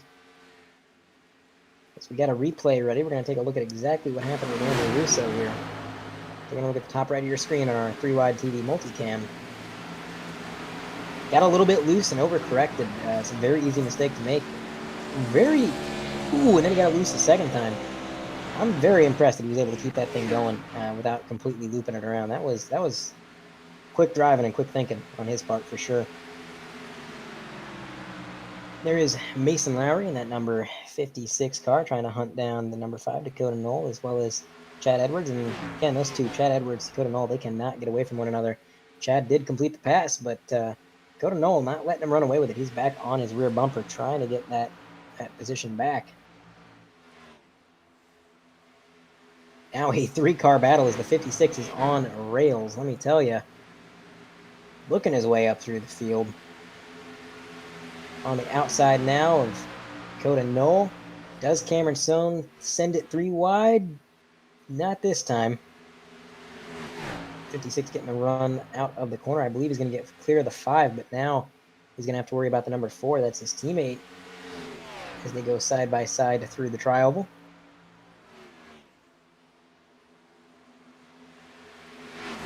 It looks like the 56 is going to get clear of his teammate in the number 4, and that, I believe, is for the 7th position, as Cameron Stone is actually going to take that 7th position away. The pass on the low line. Cameron Stone currently running about 16 seconds back from our race leader at the moment. Speaking of the race lead, let's go ahead and check back in our race leaders, because that gap has deteriorated to nothing. 0.2 of a second now separate Jonathan Delaney and Adam Benefiel. They are bumper to bumper working their way through the tri-oval. And we only have, as they cross the line this time, it's going to be 18 laps left in the stage. So getting towards the end of things, it's definitely go time for these drivers. And Jonathan Delaney knows it. He is right on the bumper of the 83, trying to intimidate him there a little bit maybe. As they go into the corner, there goes Jonathan Delaney down to the bottom. Now we know the 83 is not as good up top as he is down low, so that's why you're seeing the 83 try to run that middle groove and maybe pinch the number 9 down as much as he can, because the 83 knows if he has to fully commit to that top line and run it, he's going to lose a lot of speed. That's not what his car was built for. That setup was built to run the bottom and run it well. So he's got to run that line. He's got to defend it best that he can. So far, he's doing a phenomenal job at it, but Jonathan Delaney just on rails right now. As they both approach lap traffic, that could definitely come into play within the next lap or two.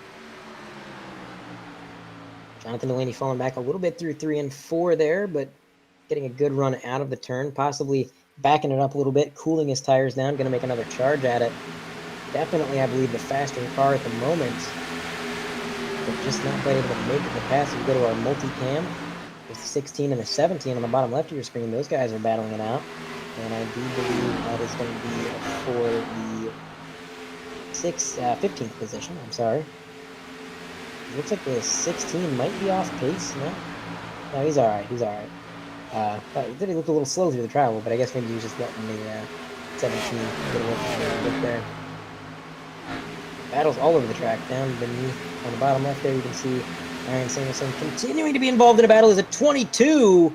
Big slide from the 22. Man, oh man, that was close. As now, here comes Jonathan Delaney trying to make the pass for the lead. He's got it clear. He's going to throw this slide job, but does Adam Benefield drive down the banking? Here he comes. Huge run from Adam Benefield. He's going to get back on the outside. He is charging, trying to take that top spot back. As they go into turns 1 and 2, it's going to be door-to-door, near contact as they sail it into the turn. WR1 Sim Seats car, alongside Autism Awareness, trying to make the move. Side by side for the lead. We have 14 laps, actually 13 and a half laps left in the stage. And these guys are side by side for the lead. This is a race, ladies and gentlemen. This is a fantastic showing by both of these guys as he is going to get clear. Jonathan Delaney right into the lead, not side by side, but for how long? Because here comes the 83 again, trying to charge another attack. On the top of the screen there, that's the blue number 63. Bryson Nixonbaugh, he's gone laps down due to that radiator issue. Though he does have fresher tires, I believe, currently. Taking quick looks through the field here. There's the number 5, Dakota Knoll. Ryan Samuelson currently working his way around the track, still holding his own. Looks like we got the 00 there, Michael Skinner. He's trying to hunt down that number 16.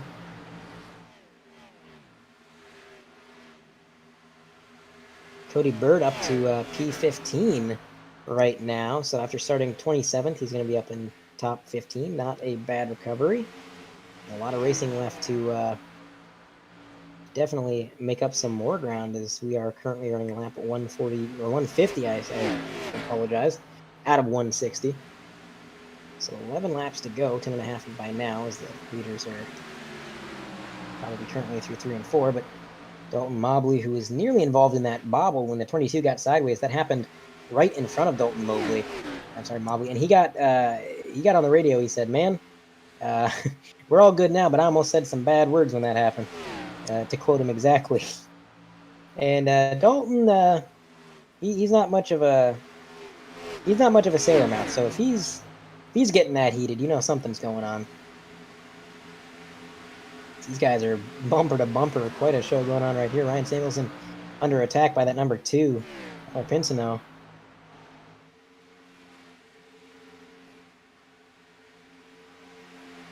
Brandon Pearson, that number 38 car.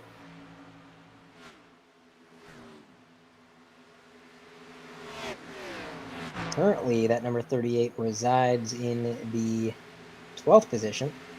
And he's got 2 cars ahead of him for a position. That's going to be Bryce Hoffman in the 21, Sean O'Brien Jr. in that green number 65.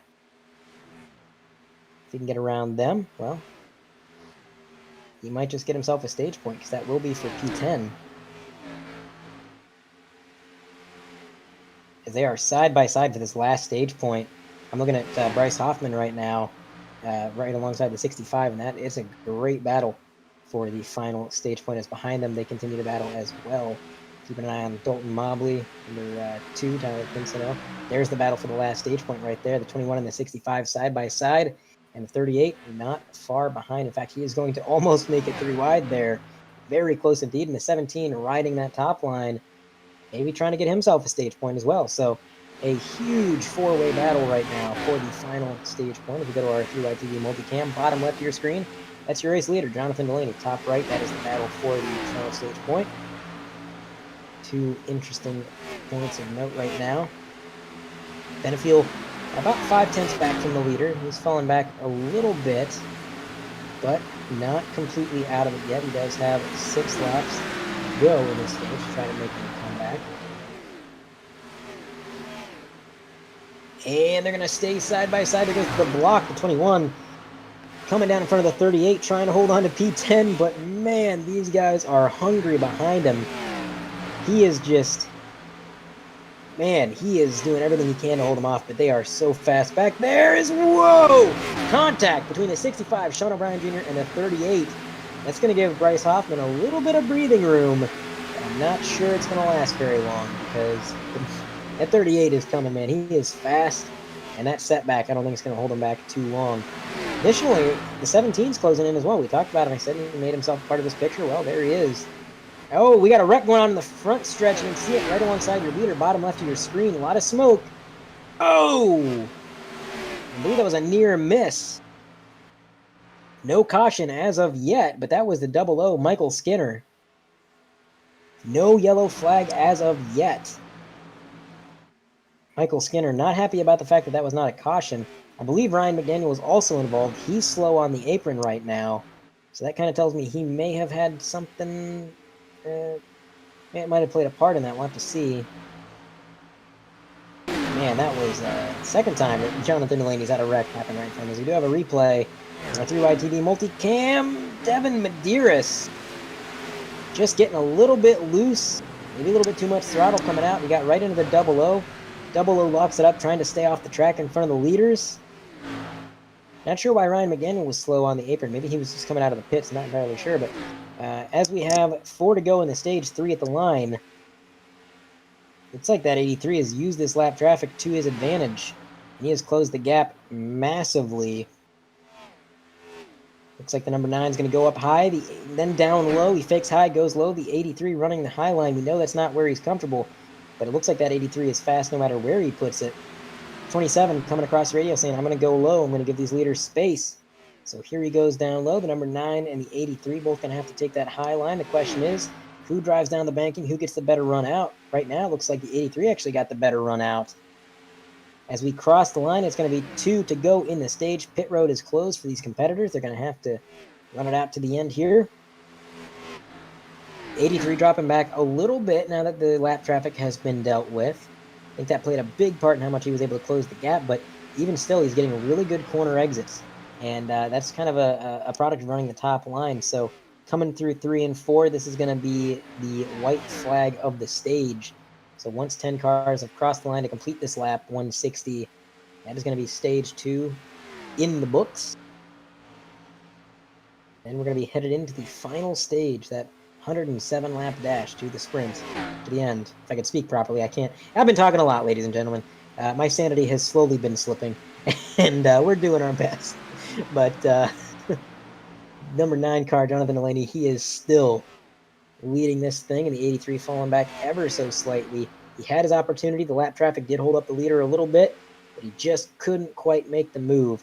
Jonathan Delaney, this time for real, is going to cross the line for the end of the stage and grab himself some bonus points come playoff time. Looks like the running order for this stage, it's unofficial as some of these drivers are still working their way around the track. It's going to be Jonathan Delaney, Adam Benefield, Brian Branham, again with a top 3 in this stage, having a fantastic night, kind of silently having a great night. Kevin Steele, P4, RJ Root, P5, Cameron Stone, all the way back up to 6th, who, mind you, at the beginning of the stage, he was somewhere back in the 17th or 18th position, roundabout. So a great comeback up into 6th. Alex Princeton up to P7, Mason Lowry P8, Chad Edwards 9th, and Brandon Pierce actually wins the battle for that final stage point. We watched so much of those guys battling it out. Brandon Pierce, Bryce Hoffman, Jacob Adams, and Sean O'Brien all battling for the stage point. But at the end, Brandon Pierce, with that DGR machine, was able to take that position and bring it on home. So Jonathan Delaney just came across the driver radio, and he actually spoke to us directly. He said, my radio is not working. He said, my radio is not working, so we're not going to be able to talk to him in Discord. Not going to be able to interview him. So what we're going to do is we're going to throw it to a short break while these guys pace around, and we will be back with all the action once we go green.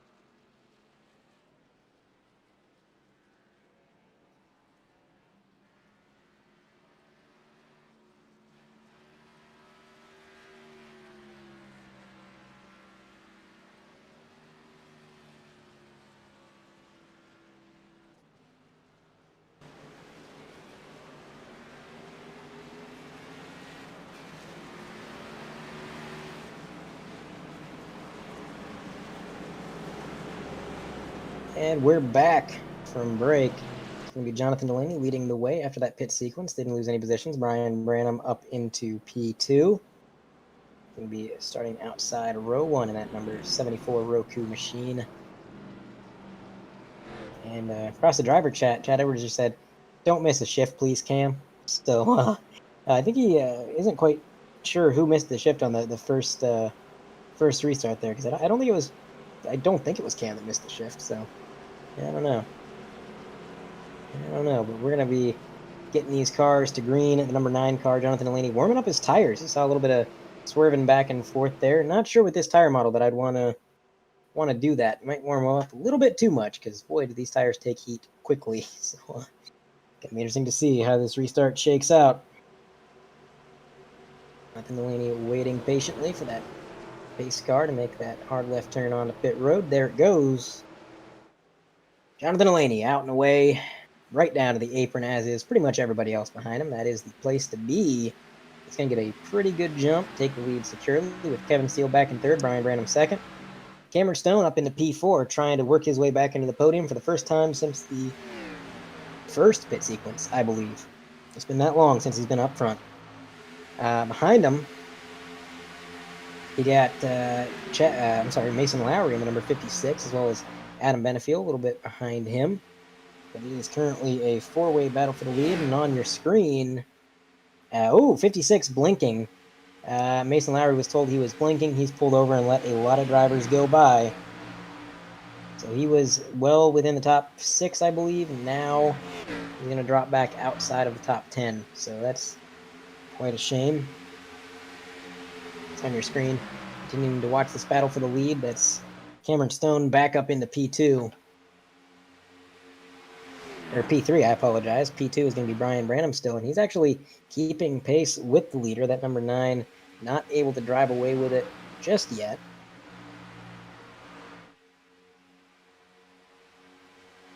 '74 diving it down low, emulating the line of the car ahead of him.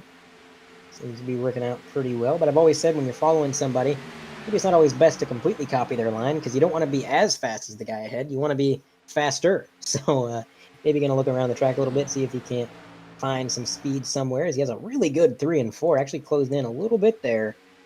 As Cameron Stone continues to try to hunt down these leaders with his teammate Kevin Steele behind him, P4. Kevin Steele having a great start to this stage. And Dalton Mobley seems to be involved in something. He's come across the driver radio. He was in the wall, yep. Dalton Mobley into the outside wall. Not entirely sure what happened, but he's going to slow a lot, lose a lot of positions there.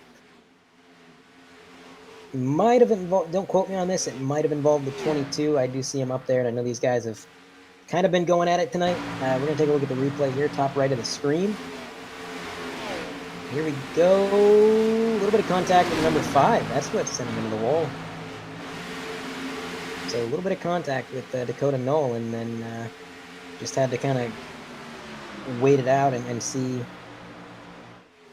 Wait out and see. So the 22 just kind of barely able to avoid him. He was just a bystander on the bottom lane trying to get around these guys, and then suddenly chaos just breaks out in front of him. He did some great evasive maneuvers there and gained a little bit of track position out of it, so can't complain about that. Dalton Mobley's car, a little bit of damage to the right front, nothing too severe it would seem.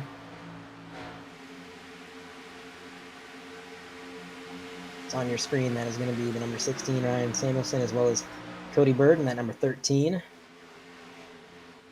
Working their way through, I believe that's 3 and 4. Cody Bird with a great run through the corner. He closed the gap to 16 a lot right there. Ooh, maybe a bit too good of a run. He slid up the track, nearly clipped the outside wall. He was able to get that thing back down, though.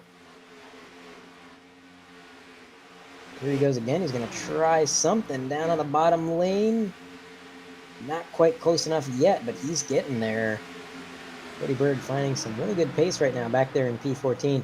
Fun fact, Cody Bird drives the number 13, and his average finish for the year right now is 13th. He has finished 13th exactly, I believe, 4 or 5 times this season. And that's with him having missed a couple races. So seems to be his home there in P13, so he's definitely battling it out for that position. As now on our screen, we got a different battle breaking out. This is Kevin Steele, Adam Benefield. Adam Benefield trying to make up the time that he lost under that pitting sequence. Right to the bumper of the 24. He's got a lot of speed. I think he can definitely make this pass. It's a matter of waiting for the opportunity, and there is the opportunity right there. Down to the bottom goes the 83. That is where that car is best. How strong is that 24 going to be up top? We're going to find out coming out of turn 4. 83 clears himself. Oh, man, that was... Wow. I thought for sure that was about to be big. That was... But Adam, he knows exactly how big his car is. He knows when he's clear. He's looking at his relatives. And he got that 1/10 of an inch, and he took it. So he's clear. He's up another position. RJ Root behind him. Now trying to attack Kevin Steele here.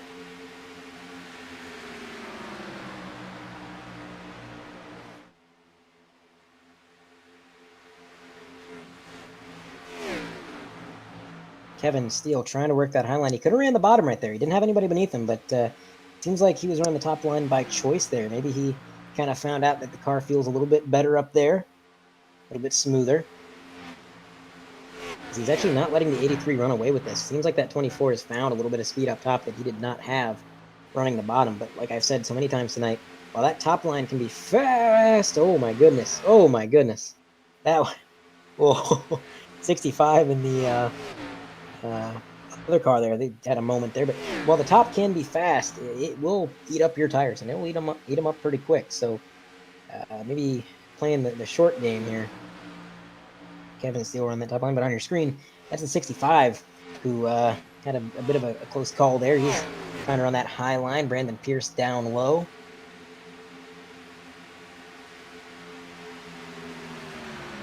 Brandon Pierce still trying to make that pass down low. He's going to try to get to the quarter panel. I've heard some of the drivers on the driver radio talk tonight about the side draft, and they're saying that it seems more powerful here than at some of the other mile and a halves, which it's already pretty strong. The side draft does a lot at these mile and a halves. So for them to say it's even stronger than usual tells me that it must be a real force here tonight, because for it to be bigger than it normally is, that's crazy. And I'm a little surprised we're not seeing more side drafting. I think these drivers are probably just not wanting to risk it so early on. No point in wrecking somebody else or yourself early in the race. But when the race winds down, we get closer and closer to the end. Well, then might see a little bit more side drafting going on. It looks like Kevin Steele still running that high line. Not quite able to run down the 83, but the 83 is chasing down your leaders at the moment. Currently lapping a little bit faster than Cameron Stone and Brian Branham. As Brian Branham himself actually is right along the leaders bumper. So these guys really closing the gap up as this run progresses. And we're going to see, I think, some different strategy than what we saw with the stages. With the stages, I feel like the strategy was kind of clear cut. You know, it's an 80 lap stage. Your fuel runs about 60. If you cut it in half, you're optimizing your tire usage. You know, you're spending as much time as possible on fresh tires when you cut it in half. But this stage being 107 laps, so we got 27 more laps in this stage than the prior stages. That's going to put it closer to a two-stop strategy. So they're going to have to kind of choose how long do they stay out, how long do they run this. And I think whereas in the first two stages, you only saw really 4 or 5 drivers each stage deviate from the more popular strategy of splitting it in half, I think you're going to see a lot of drivers doing different things in this final stage. We're going to have to just wait and see. On your screen, that is quite a battle that we've been watching between the number 17, Jacob Adams, Bryson Hixenbaugh, Alex Princeton, Mason Lowry, and of course, there's the 21, Bryce Hoffman. And that battle, I believe, if I can find scoring and timing, that battle is for P9. Bryson Hixenbaugh a lap down back in P20.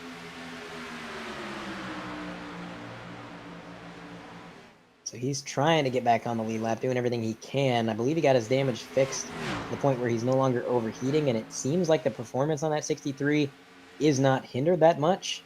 As it stands, Bryson is the lucky dog. So we have no more guaranteed cautions. We're done with the stage cautions. So he can't really depend on that. But if we get a genuine caution, if we get a organic caution, he is currently sitting in the lucky dog position. And actually, he's pretty secure in that lucky dog position because the next car behind him is 3 laps down as opposed to 1. And that's Jason S. Taylor driving the 37 car. So if he were to get a caution, that'd be back on the lead lap. And I feel like he might be able to pull something off if he catches some good luck. But we'll just have to wait and see as this battle continues between Jacob Adams and Bryce Hoffman there in the 21. Teammates again battling it out. Rounding 1 and 2. And as we continue to watch this battle continue and develop, go to a Shino FX Overdrive, and we'll bring it back real short.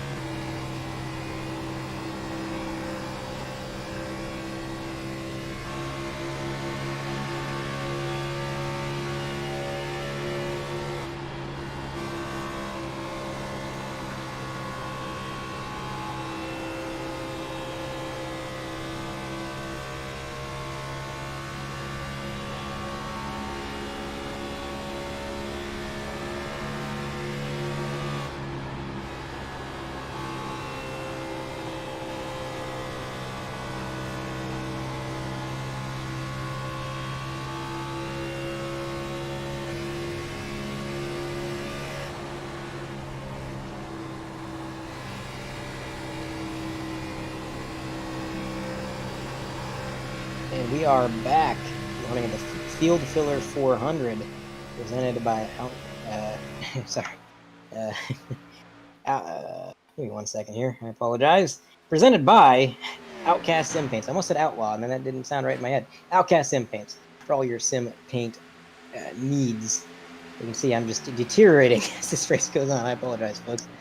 But we're on lap 190 out of 267, and on your screen right there, that is Adam Menafield, who I believe currently is your race leader with Brian Branham, 0.3 of a second back. Jonathan Delaney, who was your race leader, falling back a little bit to 0.6 seconds behind.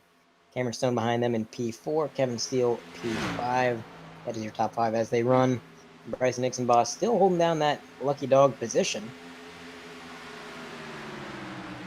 He is just waiting it out, trying to see if he can maybe get a caution. Don't think he's quite going to be able to unlap himself on speed. So definitely waiting for that, I'm sure. But everybody else, they're hoping that this stays green because this has been a very clean race, a lot of close action all over the track, and I'm sure these guys are saying, don't break this up, don't ruin this. Let's just keep this green to the end. And I got to say, I agree. It's been a lot of fun racing tonight so far. As I'm currently watching the battle for the lead tighten up a little bit, and Brian Branham trying to run down that 83. Jonathan Delaney not too far behind them.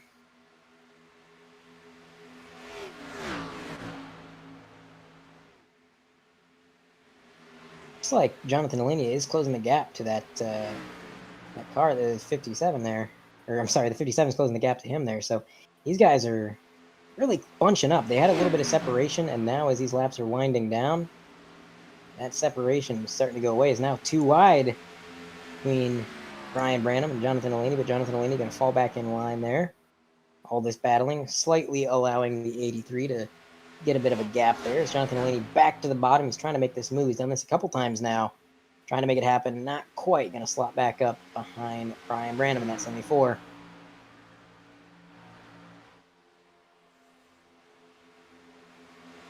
Again, down to the bottom. He's just rinsing and repeating this move, trying to hope that at some point it sticks. Not quite though, as Brian Branham actually got a little bit loose out of the corner. That checked him up a little bit. That allowed the number 9 to get right up to his bumper, but that actually slowed them both down and allowed the leader, Adam Benefield, to pull away just a little bit there. Cameron Stone also trying to get up with Jonathan Delaney there, and Brian Branham trying to run down the 83, but I'm a little bit surprised. Adam Benefield all night long, what we've seen out of him was about mid-run speed. But he's had a lot of speed this entire run. He was fast early on in the run. He's fast now mid-run. And it seems like no matter what, his tires are still pretty much on par with everybody else's. So he's not burning them up. He's not using them as quick as he was. That 83 just looking solid all around. And definitely could be the product of some pit road adjustments that he's made throughout the course of the race. We know those Team Conti boys like to make adjustments throughout the event and kind of feel out how the track is changing, how the car is changing, and adjust accordingly. And it's a difficult thing to do, at least do it correctly, but something that team is very good at and they're very good about, and you'll almost always see those cars improve throughout the race. As the battle for second really heating up here, Brian Branham all the way to that safer barrier on the outside, and Jonathan Delaney trying to make that bottom lane work, but it just isn't quite enough. He's got to get a little bit closer. He's going to try to throw that slide job.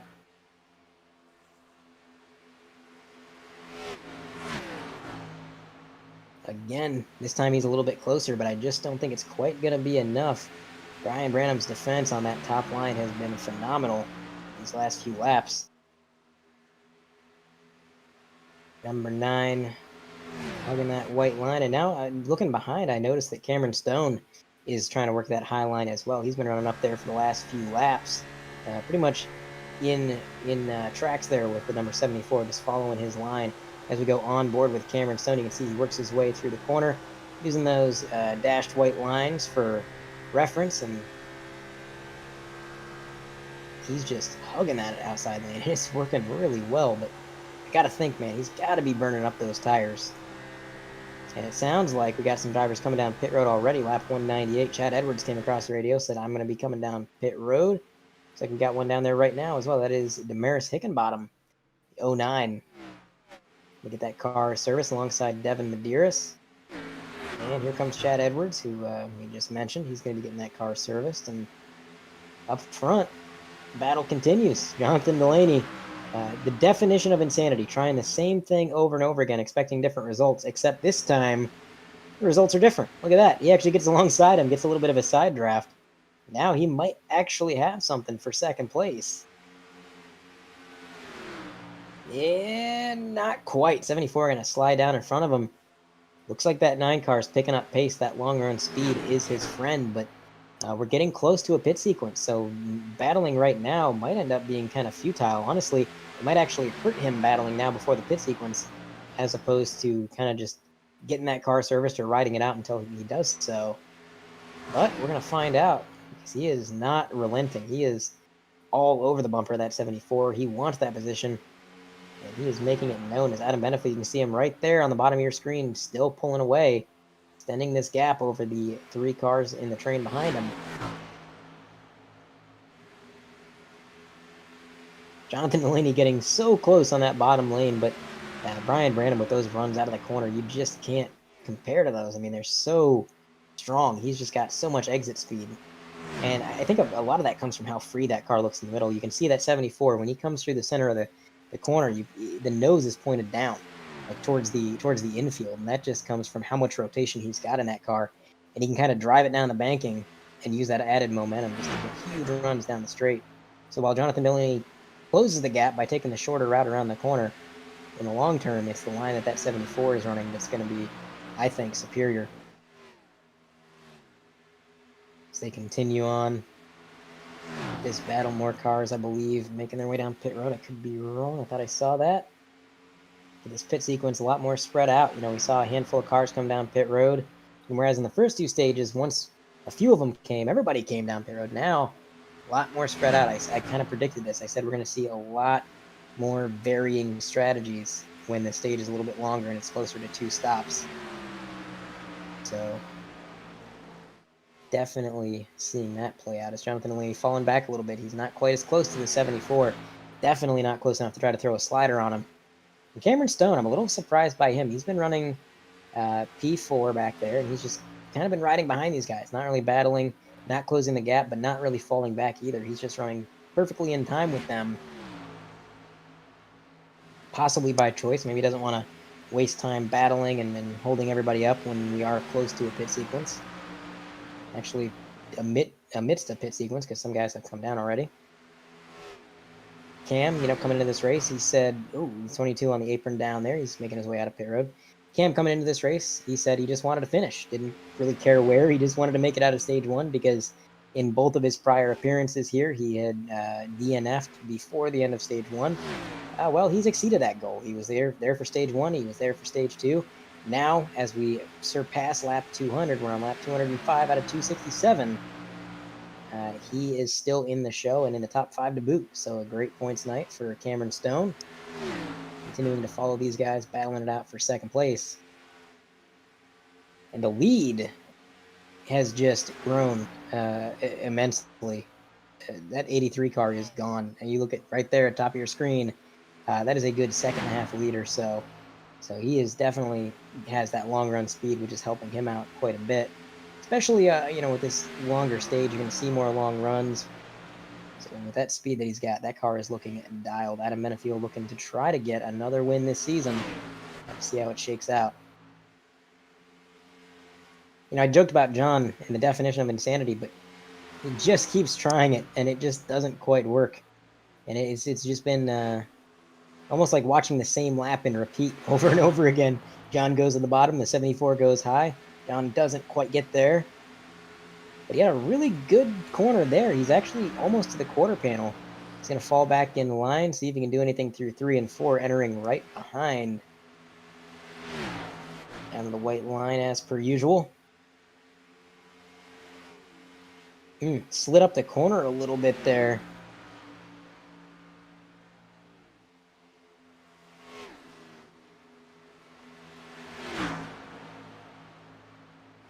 Here we go. Here's a good corner for Jonathan Delaney. Down on that white line. Is he going to slide up? No, he's not clear. He couldn't slide up. He's going to stay side by side. And the battle for second now finally alternates from its stagnation that we had. Here he goes, down to the bottom, side by side this time. Can he get clear enough to throw the slider? Not quite, I don't think. He's going to have to concede that second position again. Well, no, he's not going to concede it. He's still side by side, going into 1 and 2. Here we go. He's going to run him high into the corner, dive it down low. He's clear. Now, does he slide up? He does. Does the 74 dip down low? Is it a crossover? Is it a crossover? Yes, it's a crossover. There goes the 74 back down to the bottom. What a battle. As more cars make their way down pit road, these two... Oh, there goes the 74. He's making his way down pit road. He decided, all right, John got around me. It's time to pit. Well, that was a smart move by the 74. I think he was waiting for that. I think he knew in his mind ahead of time, hey, as soon as John gets around me, I'm pitting. And he pulled that off, timed it perfect. So he's going to have a little bit fresher tires now than Jonathan Delaney. Adam Benefield continues to lead this event. Field Fillers 400 presented by Outcast Sim Paints.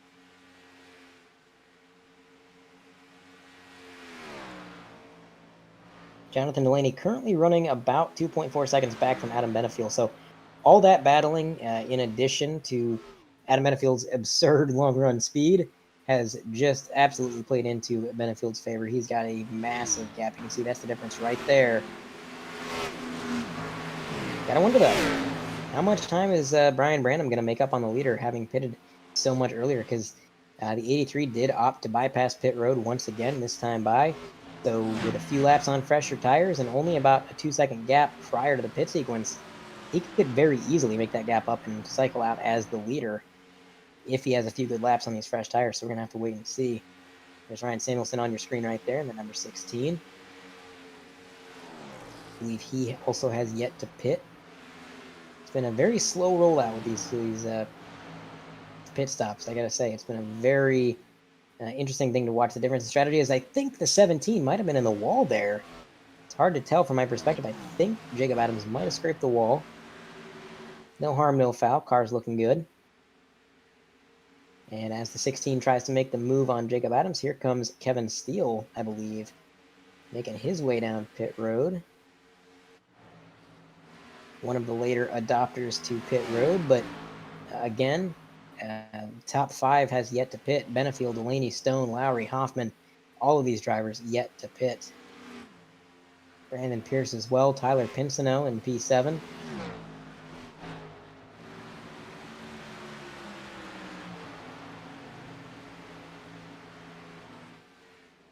It's the 17 now making his way down pit road.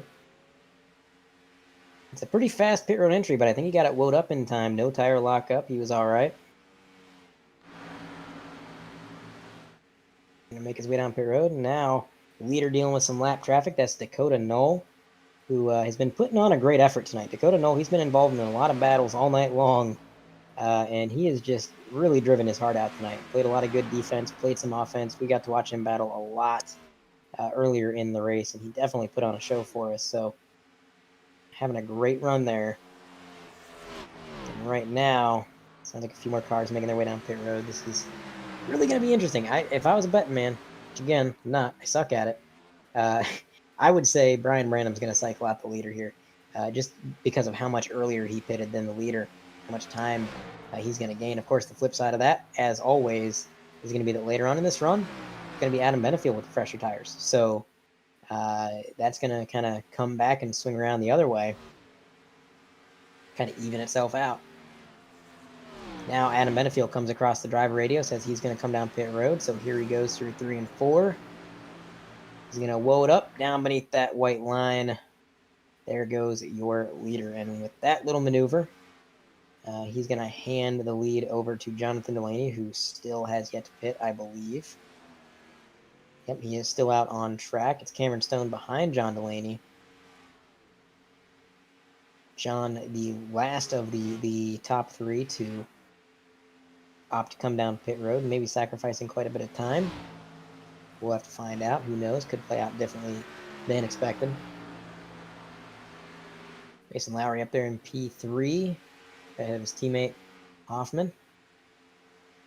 Tyler Pinsino, who remember was he was a lap down earlier in the race. He was quite a ways back there, and I said he looked like he had a good car if he could just get back on the lead lap. Well, He's up there in the top 10, running pretty well. Chad Edwards in P11. Bryson Hicksonbaugh in 12th after his radiator damage. And now, here comes Jonathan Delaney down pit road. He came across the radio, informed everybody that he'd be making that left turn. Well, they're all left turns. It's Kansas, but the harder left turn than usual. And sliding into the pits goes Jonathan Delaney. Tires lock up, creating a smoke screen for Cameron Stone. I'm not sure if that's going to be a speeding penalty or not. That sure looked fast. I mean, Jonathan Delaney's always fast, and I guess pit road is no exception. Here they come down pit road, getting those cars serviced. That's Preston McRae as well. He was running up front earlier in the race, had a little bit of misfortune, kind of fell back a little bit. Cody Bird up to P5 now, one of the last cars to really hold out. Samuelson as well. He was 4th, but now he's going to be making his way down pit road. So I'm curious to see, what does Cody do? Does Cody try to stay out and lead some laps, perhaps? And 16 has to check up a lot for the number 2, Tyler. Number 2. Really slow into the pits, and the 16 had to lock up the brakes. Bryson Hicksonbaugh also informing everyone that he's going to pit, and we got a new race leader, ladies and gentlemen. Cody Bird in the number 13, pulling off his classic run the car dry so that I can lead some laps and get some camera time maneuver. It's the Birdman, Cody Bird. He is making his way through the corner. Beautiful Yingling scheme. Designed by Kevin Steele. Making his way down onto the apron. Cody Bird, Kevin Steele's parents' favorite driver. Number 13, Prix iRacing out of Manchester, PA. I'll never get tired of that profile picture, ever. And it's just fantastic. Cody definitely going to be leading some laps. And hey, if he got a caution, who knows? That could play out in his favor. He could really gain some track position there, but I'm not sure he could rely on that. Like I said, we've seen a lot of green flag racing. Only, I believe, 1 or 2 cautions for Kaz, if I recall. So pretty much everybody now having made their way down pit road. Second place is Brian Branham, who is going to inherit the lead. As Cody Bird said on the radio, he'll be pitting this time by. And that will hand lead over to Brian Branham. And actually, I was incorrect. Chad Edwards also has yet to pit, but he's running P3 right now. So I said I think Brian Branham's going to cycle out into the lead as Cody Bird locks up the tires coming to pit road. Brian Branham does, in fact, inherit the lead. He's going to be back up front. Question is now, how long do those slightly older tires hold out? He got to the lead by pitting early, taking those tires sooner than everybody else. But now everybody else has fresher tires, so he's going to have to play some defense. We know he can play defense. We saw that battle with Jonathan Delaney side by side. And he was just holding his own on the top for lap after lap. I mean, it had to have been a 20-lap battle, but he was just playing defense, playing it flawlessly. Behind the number 74, that's Samuelson, the 16, who currently, if I can find him, he's running P16. Number 16 car is running P16. As we approach 50 laps to go, or 40 laps to go, I apologize. We're getting there. 224 out of 267. Kevin Steele on your screen right now. Not far behind Delaney, who definitely gave up a lot of time. He opted to stay out for a substantial amount of time compared to all the other leaders, and I think that definitely cost him dearly. But again, the one upside to that is that he's going to have fresher tires than a lot of these guys once this run winds down. So who knows? Who knows what's going to happen? They're going to go almost 3 wide. Dalton Mobley, R.J. Root, and I believe that's Cody Bird. Yep, down the bottom. To get that sorted out. Now down to 2 wide, coming through 1 and 2. And now single file as Dalton Mobley makes the move. R.J. Root, and they're going to form a bit of a train. Here goes R.J. Root into the wall. I thought when he went into the corner, he sailed that in there a little deep. And I was correct, because there were sparks flying off that wall, let me tell you. Surprised we haven't seen more of that, honestly. These cars, everyone was talking about the handling, and they talked about how tight these cars got on worn tires. So I really thought we were going to see more cars kind of overestimate their own capabilities, go into the corner just a little bit too fast and then scrape the wall, but we've only seen it a handful of times, so definitely a testament to these drivers and just how good they are.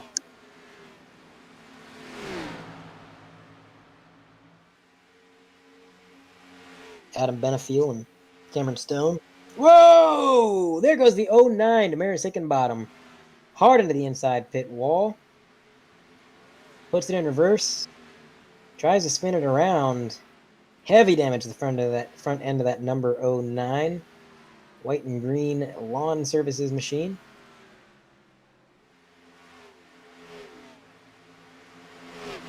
Now the battle between Adam Benefiel, Cameron Stone. Really heating up now. This is for, I believe, the 5th position. As currently, Ryan Branham has a 1 second lead over Jonathan Delaney. Kevin Steele is 4 seconds back in 3rd. RJ Root is in 4th. And Cameron Stone, this battle that you're watching, that is for 5th. I'm actually surprised Jonathan Delaney is currently running P2, and that he didn't give up more time than he did. Really only losing 1 second to the 74 and actually cycling out ahead of some of these cars by a substantial margin. That is impressive, given how long he stayed out. And I got to think maybe that fast pit road entry is what helped him out. You know, he just rode that line between being as fast as he could be without actually speeding. And that's what got him up into P2. But the number 83, Adam Benefiel, he's going to make that move. Clear up into P5. It's going to put Cameron Stone back into 6th. And Adam Benefiel comes across the driver radio saying, "Sorry, Cam, I wasn't trying to hold you up." I don't think he was really holding them up. That was just a good old-fashioned battle. Those two were racing. I don't think they were slowing each other down too much. But, yeah, I got to say, Adam Benefiel, this race, he's impressed me. There were some heated moments that involved Adam Benefiel over the last few races. And some drivers were maybe not too happy with Adam Benefield's conduct on track. And Adam Benefiel, he didn't double down on it. You know, sometimes you get put in that situation, you double down on it, and you say, "No, I'm going to keep, being aggressive. I'm going to keep doing what I'm doing." But Adam Benefiel, he's really been a good sport this race. I mean, he's been on the radio. He's been, telling people, "I didn't mean to hold you up," or hopefully I wasn't holding you up. And he's been racing super clean. I mean, he's always a clean racer. But I think he took a lot of the criticism that he got from some of his fellow drivers to heart, and I think that takes a big person. So, props to him. He's having a great run tonight. They definitely got a chance to win it, I think, for sure.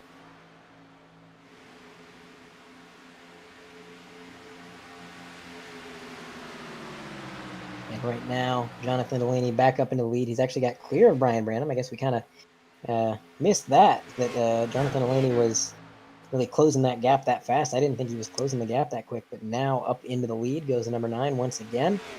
With not too much racing left. We're on lap 234 to 267, so gonna have to wait and see how that all plays out. Kevin Steele there.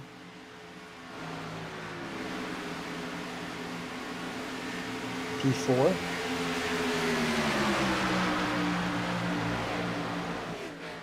As Jonathan Delaney takes the lead and starts to drive away with it. See on the 3-wide TV multicam, there's Jonathan Delaney down on the bottom lane. Up to the top, as per usual. He really likes that blue line through the corners. On the top right, that's Brandon Pierce. Brandon right now is running P10, so that's going to be just inside the top 10 is Alex. Oh, man. Alex Brinson gets really loose in front of the 38. That was a close call there, but everybody able to steer clear. A lot of speed out of that number 9 right now, and of course, that is to be expected. He was one of the last cars down pit road, so he has the freshest tires out of anybody at the moment. That's the 21 now challenging the 38. Bryce Hoffman trying to make something happen using that slipstream going into the corner. About half a lane lower than the car ahead of him, closing the gap a little bit, little by little. Through the trial, there goes everybody down to that apron pretty much. That's the line where they want to be. Now Bryce Hoffman looking down the white line, not quite going to get to the quarter panel, I don't think. He's close. He is definitely wearing him down. He's getting there for sure. And ahead of them, you got the number 17, Jacob Adams. He's also kind of fallen back a little bit to the clutches of the 38 and the 21. These two are, they're battling each other, but they're still pretty quick while they're doing it. They're running down this 17. They're working together using the draft, and it's working out pretty well. So as they get to the 17, that's going to shake up the race a little bit. 17 goes high, 21 and a 38, they're going to take the low line. 38 gets clear of the 17, 21, not quite as lucky, doesn't get that luxury yet. Here he goes, now he's clear. The battle continues as the number 4 now. Chad Edwards, he's down low. He must be on really fresh tires because he just passed the 21 like he was standing still. He's about to do the same to the 38, it would appear.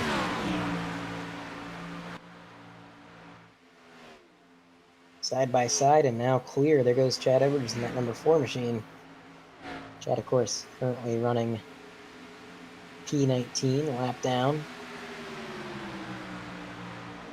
And as the leader takes to the line for 30 to go in the race, why don't we throw it to one last Shano FX overdrive?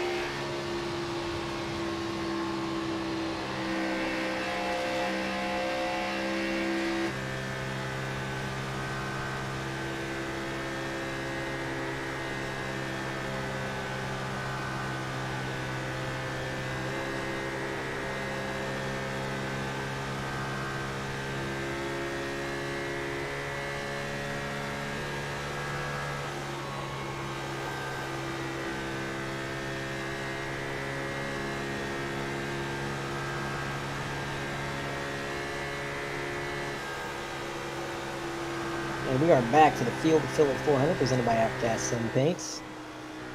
As we have 25 laps to go, and what a time to come back is Brandon. Oh, no, not Brandon Pierce. That's Alex Princeton. Hard into the outside wall, and that is going to be a caution.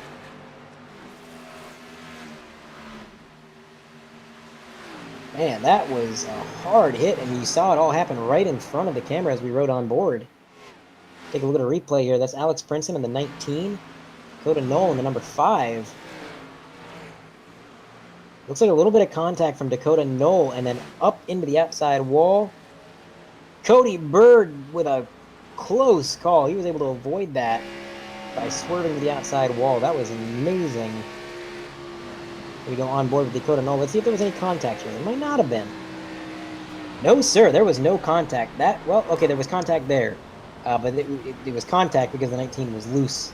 And I don't think the number 5 had quite enough time to react. So definitely a racing deal there. I think that was just a situation where the tires are getting worn. The number 19 just lost a little bit of grip, and the 5 didn't really have anywhere to go. Once you're committed to your line, you cannot really deviate from it. That car does not like to move. So Dakota Knoll, nowhere to go. Unfortunately, got caught up in that. 19 swerving back up the track after the counter steering there. It's right on board with Cody Bird. This is going to be a camera shot. You can see it all happening right up in front. There's the smoke. kept his foot in it, rode the outside line, scraped the wall a little bit, but kept it in line. What a move, Cody Bird. That was incredible. To commit to that outside line, can't see a thing through that smoke, and he manages to pull it off. Now, interesting thing about this caution is I believe that put Bryson Hixenbaugh back on the lead lap. I think. Actually, no, he was already on the lead lap. So Bryson Hixenbaugh going to be up into P1. A lot of cars coming down to get their car service, including your leader, Jonathan Delaney, Kevin Steele, Cameron Stone, Brian Branham, Mason Lowry. There's Brandon Pierce back there in pit road. And as these guys pace, we're going to go to a short break, and we're going to bring it back before green for the final stint of the Field Filler 400 presented by Outcast Sim Paints.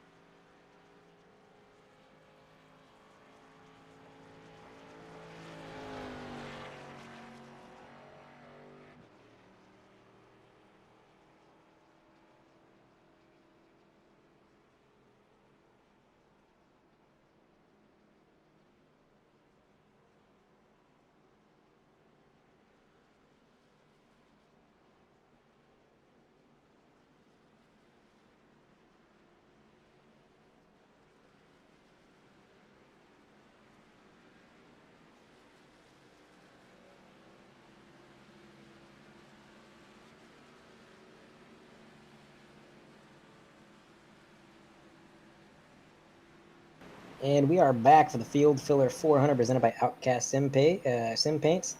The lights are off on the pace car, and we're about to get back racing. Currently on lap 247 out of 267. It'll be 248 when we cross the line, so exactly 20 laps to go for this restart. Jonathan Delaney, Brian Branham among those who decided to pit and take tires, alongside Kevin Steele and Cameron Stone. A few drivers, I believe, stayed out in that situation. Bryson Hixenbaugh, Adam Benefield, both back on the lead lap after some unfortunate incidents with them. They're going to be restarting 14th and 15th, respectively. A lot of ground to make up in 20 laps, but I'd never put it past Adam Benefield. He's done crazier things, for sure. As they roll at a turn 4 at a leisurely pace, here comes the pace car down pit road. And now, when does Delaney start him? Starts him now. There he goes.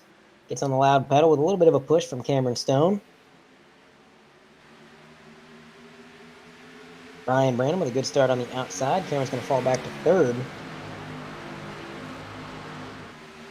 And behind them, we got a big battle going on. The 24 and the 65 as well as the 56.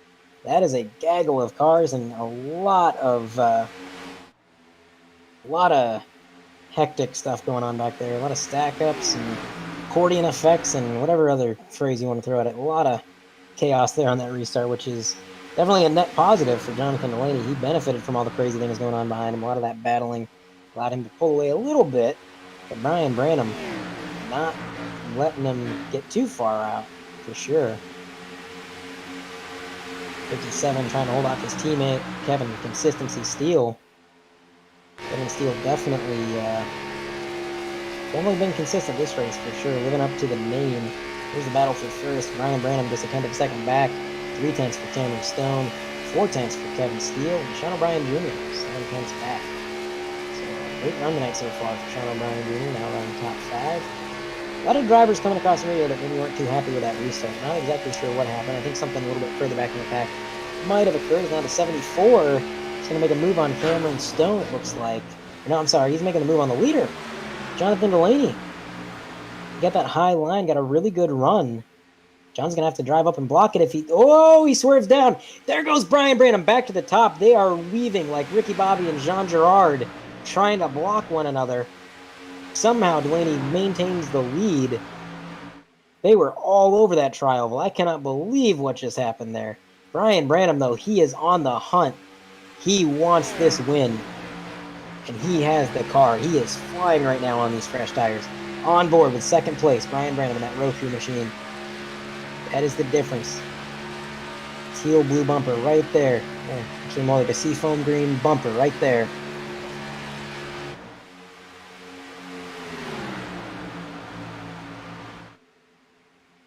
Bumper to bumper, Brian Branham takes the lower corner exit. Kevin Steele up into 30, got around his teammate. So now it's a 3-car battle for the lead. Brian Branham right on the bumper still, going into the corner. They're going to follow each other, tire track for tire track.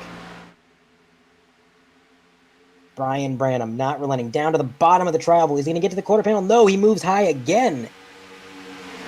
What does Delaney do? He goes high and he blocks. Back to the bottom for Delaney. Up top for Brian Branham. On board with our leader. Now on board with Kevin Steele. 15 laps remaining. And only tenths of a second between the top 5. 74 trying to work that high line. Maybe not working out as well for him as the bottom was. On the bottom of the trial, Jonathan Delaney extending his lead just a little bit as Kevin Consistency Steele, trying to close that gap on the 74. You can hear Cameron Stone right behind him.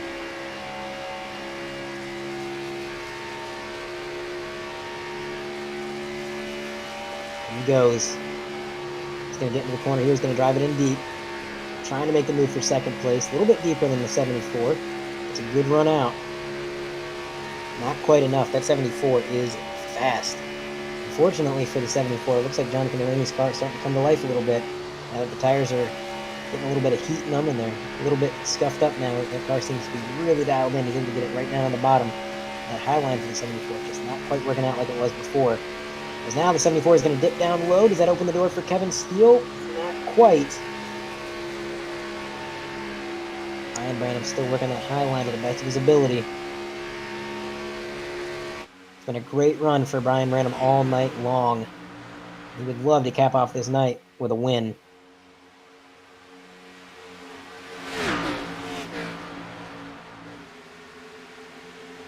Jonathan Delaney continuing to pull away a little bit, lap after lap.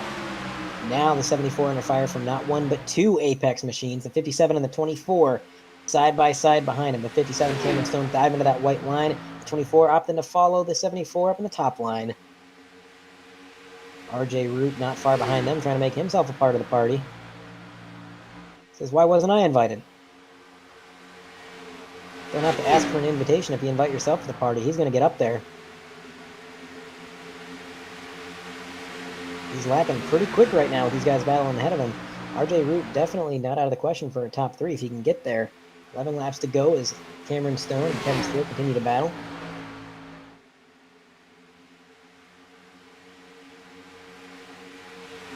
And a quick update on the 63 and the 83, who both went a lap down and then got back on the lead lap with that previous caution.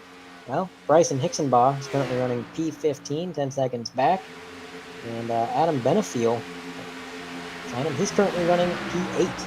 So he's worked his way all the way back up into the top 10. He's currently making a 3-wide pass with a 65 into the wall. He's passing 2 cars up into P6 now. Adam Benefiel with a fantastic move, the 65, just fighting with that wall all night long. Got the better of him right there, but he's able to recover. Now Adam Benefiel closing in on RJ Root, who in turn is also closing in on the leader. So 2 very fast cars right there. There's Bryson Nixon-Bob back in P15. I believe the damage is holding him up quite a bit. RJ Root in that number 8 machine. You can see just barely in the corner of the screen right there. There's the 83. Is 17's trying to make something happen up high of Samuelson.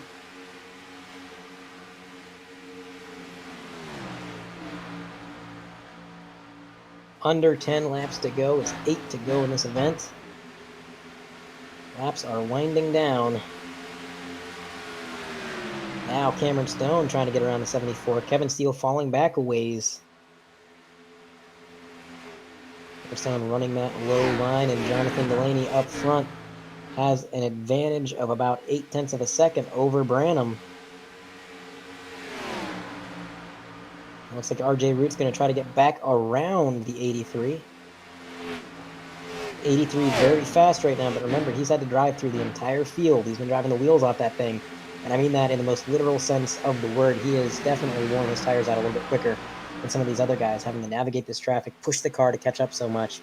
So whatever life he's got left in those tires, he's really going to have to squeeze it out of them as he continues his hunt towards the front to try to make the comeback after that unfortunate incident, whatever might have happened that set him a lap down last pit sequence. I'm not exactly sure what happened, but he did go from running top 5 to being a lap down in 17th at one point somehow. So I'm not sure if he got a penalty or what happened, but none of that matters now. It's in the past as he is in the top 5.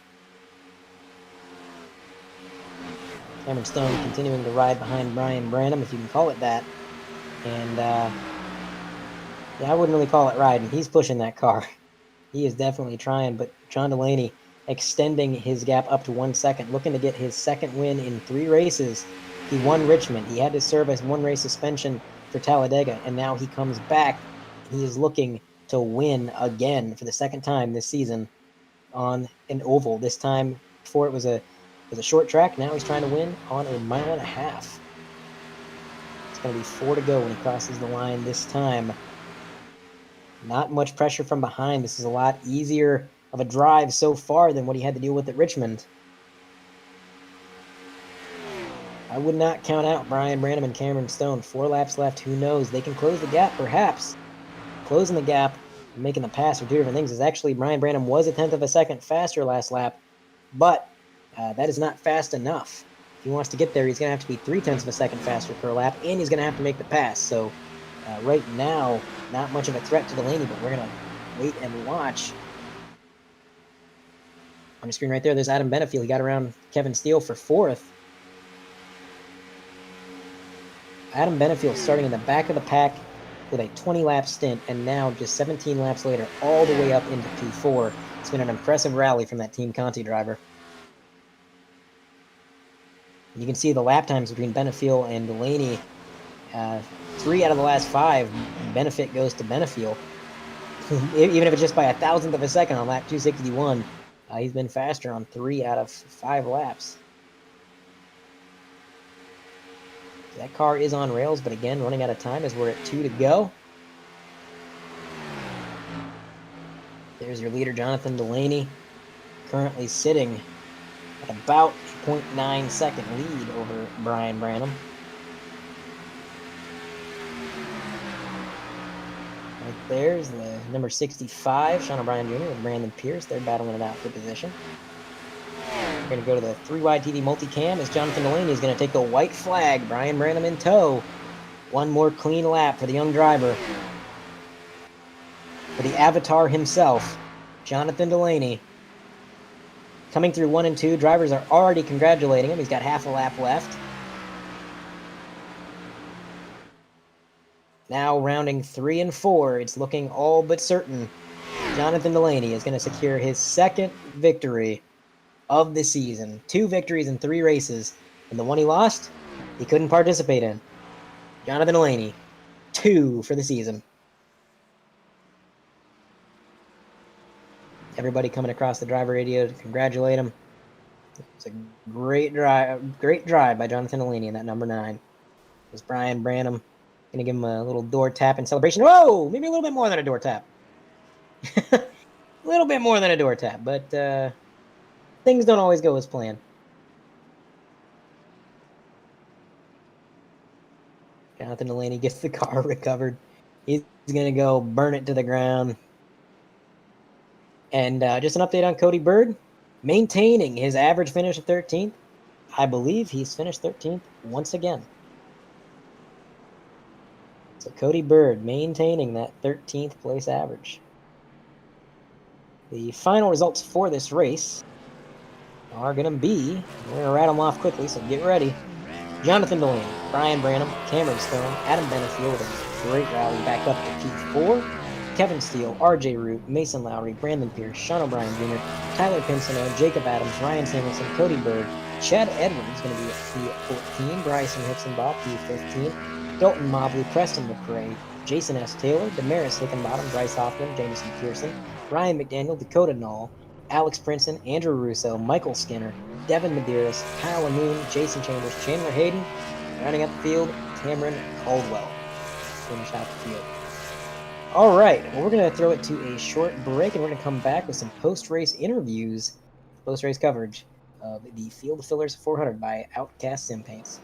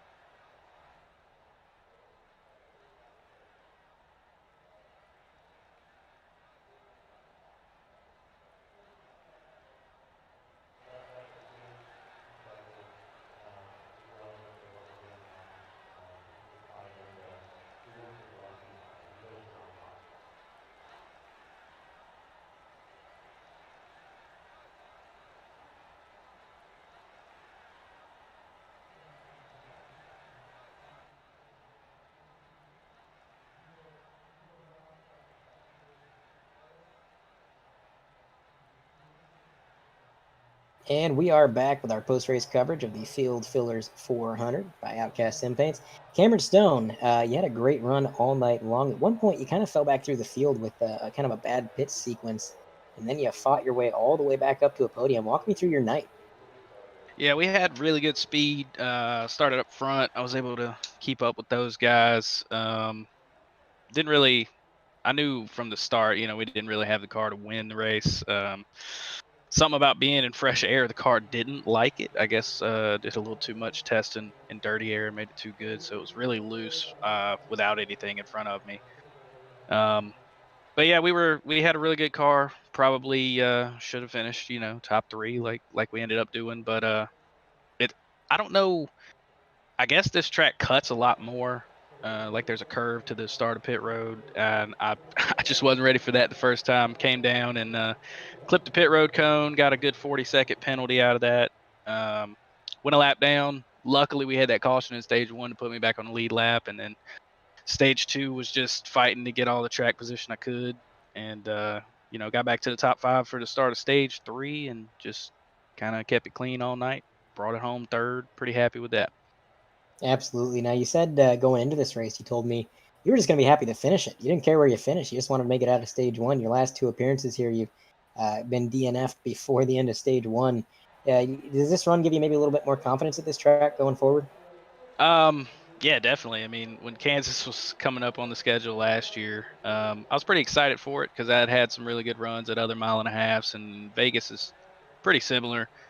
Um, but went out there and I was running third and got killed by a lap car in the first race, and then me and Kevin took each other out for the lead on like lap 14 of the second race. So I think before tonight I had probably 70 laps of running with a clean car at this track. So feels good to go all the way around it tonight. Didn't hit anything. 0x, keeping the car clean. Um, Definitely going to give me a little more confidence when we come back here for the playoffs. All right. Well, before we let you go, is there anybody that you'd like to shout out or thank? Oh yeah, I gotta think my dad's watching on his phone. Hotel Wi-Fi down there in Orlando is pretty bad right now, so shout out to mom and pop. Hopefully aunt and uncle, Megan and Conrad are watching too.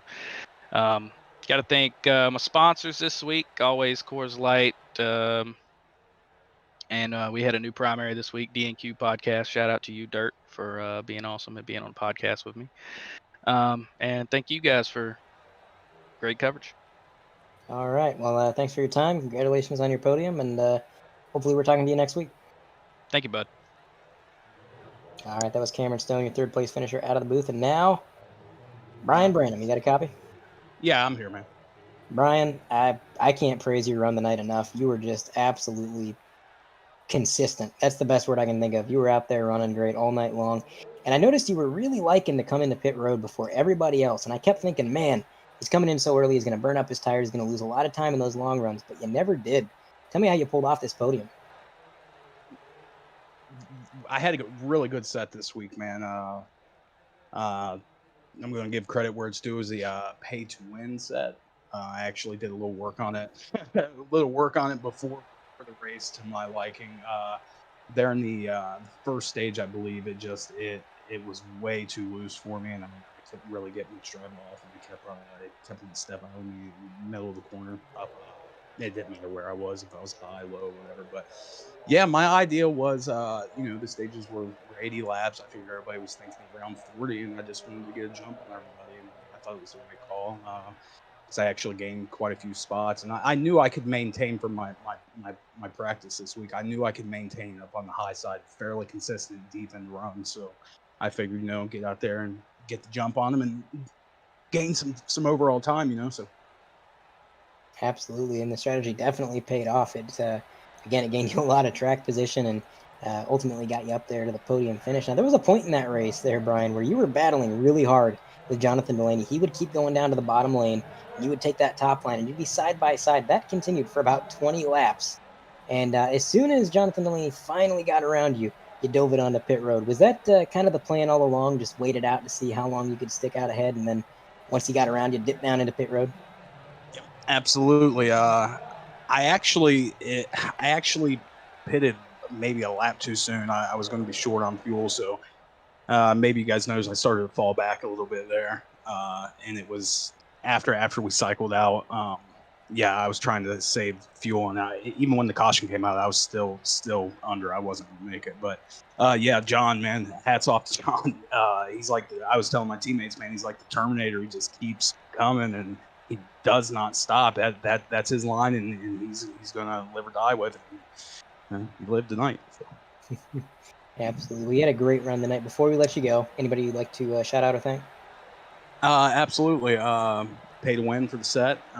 Usually I run my own sets in this league. This week I couldn't build anything faster than what they had, so hats off to them. Cameron Caldwell, he does some very good paints for me. I'd just like to thank the league, thank you guys, and anybody watching us and supporting us. All right. Well, congratulations on your podium. Hopefully we're talking to you next week, and thanks for your time, Brian. Thanks, guys. Second place finisher, Brian Branham. Now we're going to try to get Jonathan Delaney in the booth. Fair warning, we did mention earlier in the broadcast that his Discord maybe wasn't working properly, so we're going to try to get this interview in. If we have technical difficulties, then we're going to have to probably cut it short. But we're going to try. So here we go. Jonathan Delaney, you got a copy? I do, guys. I got you, Andre.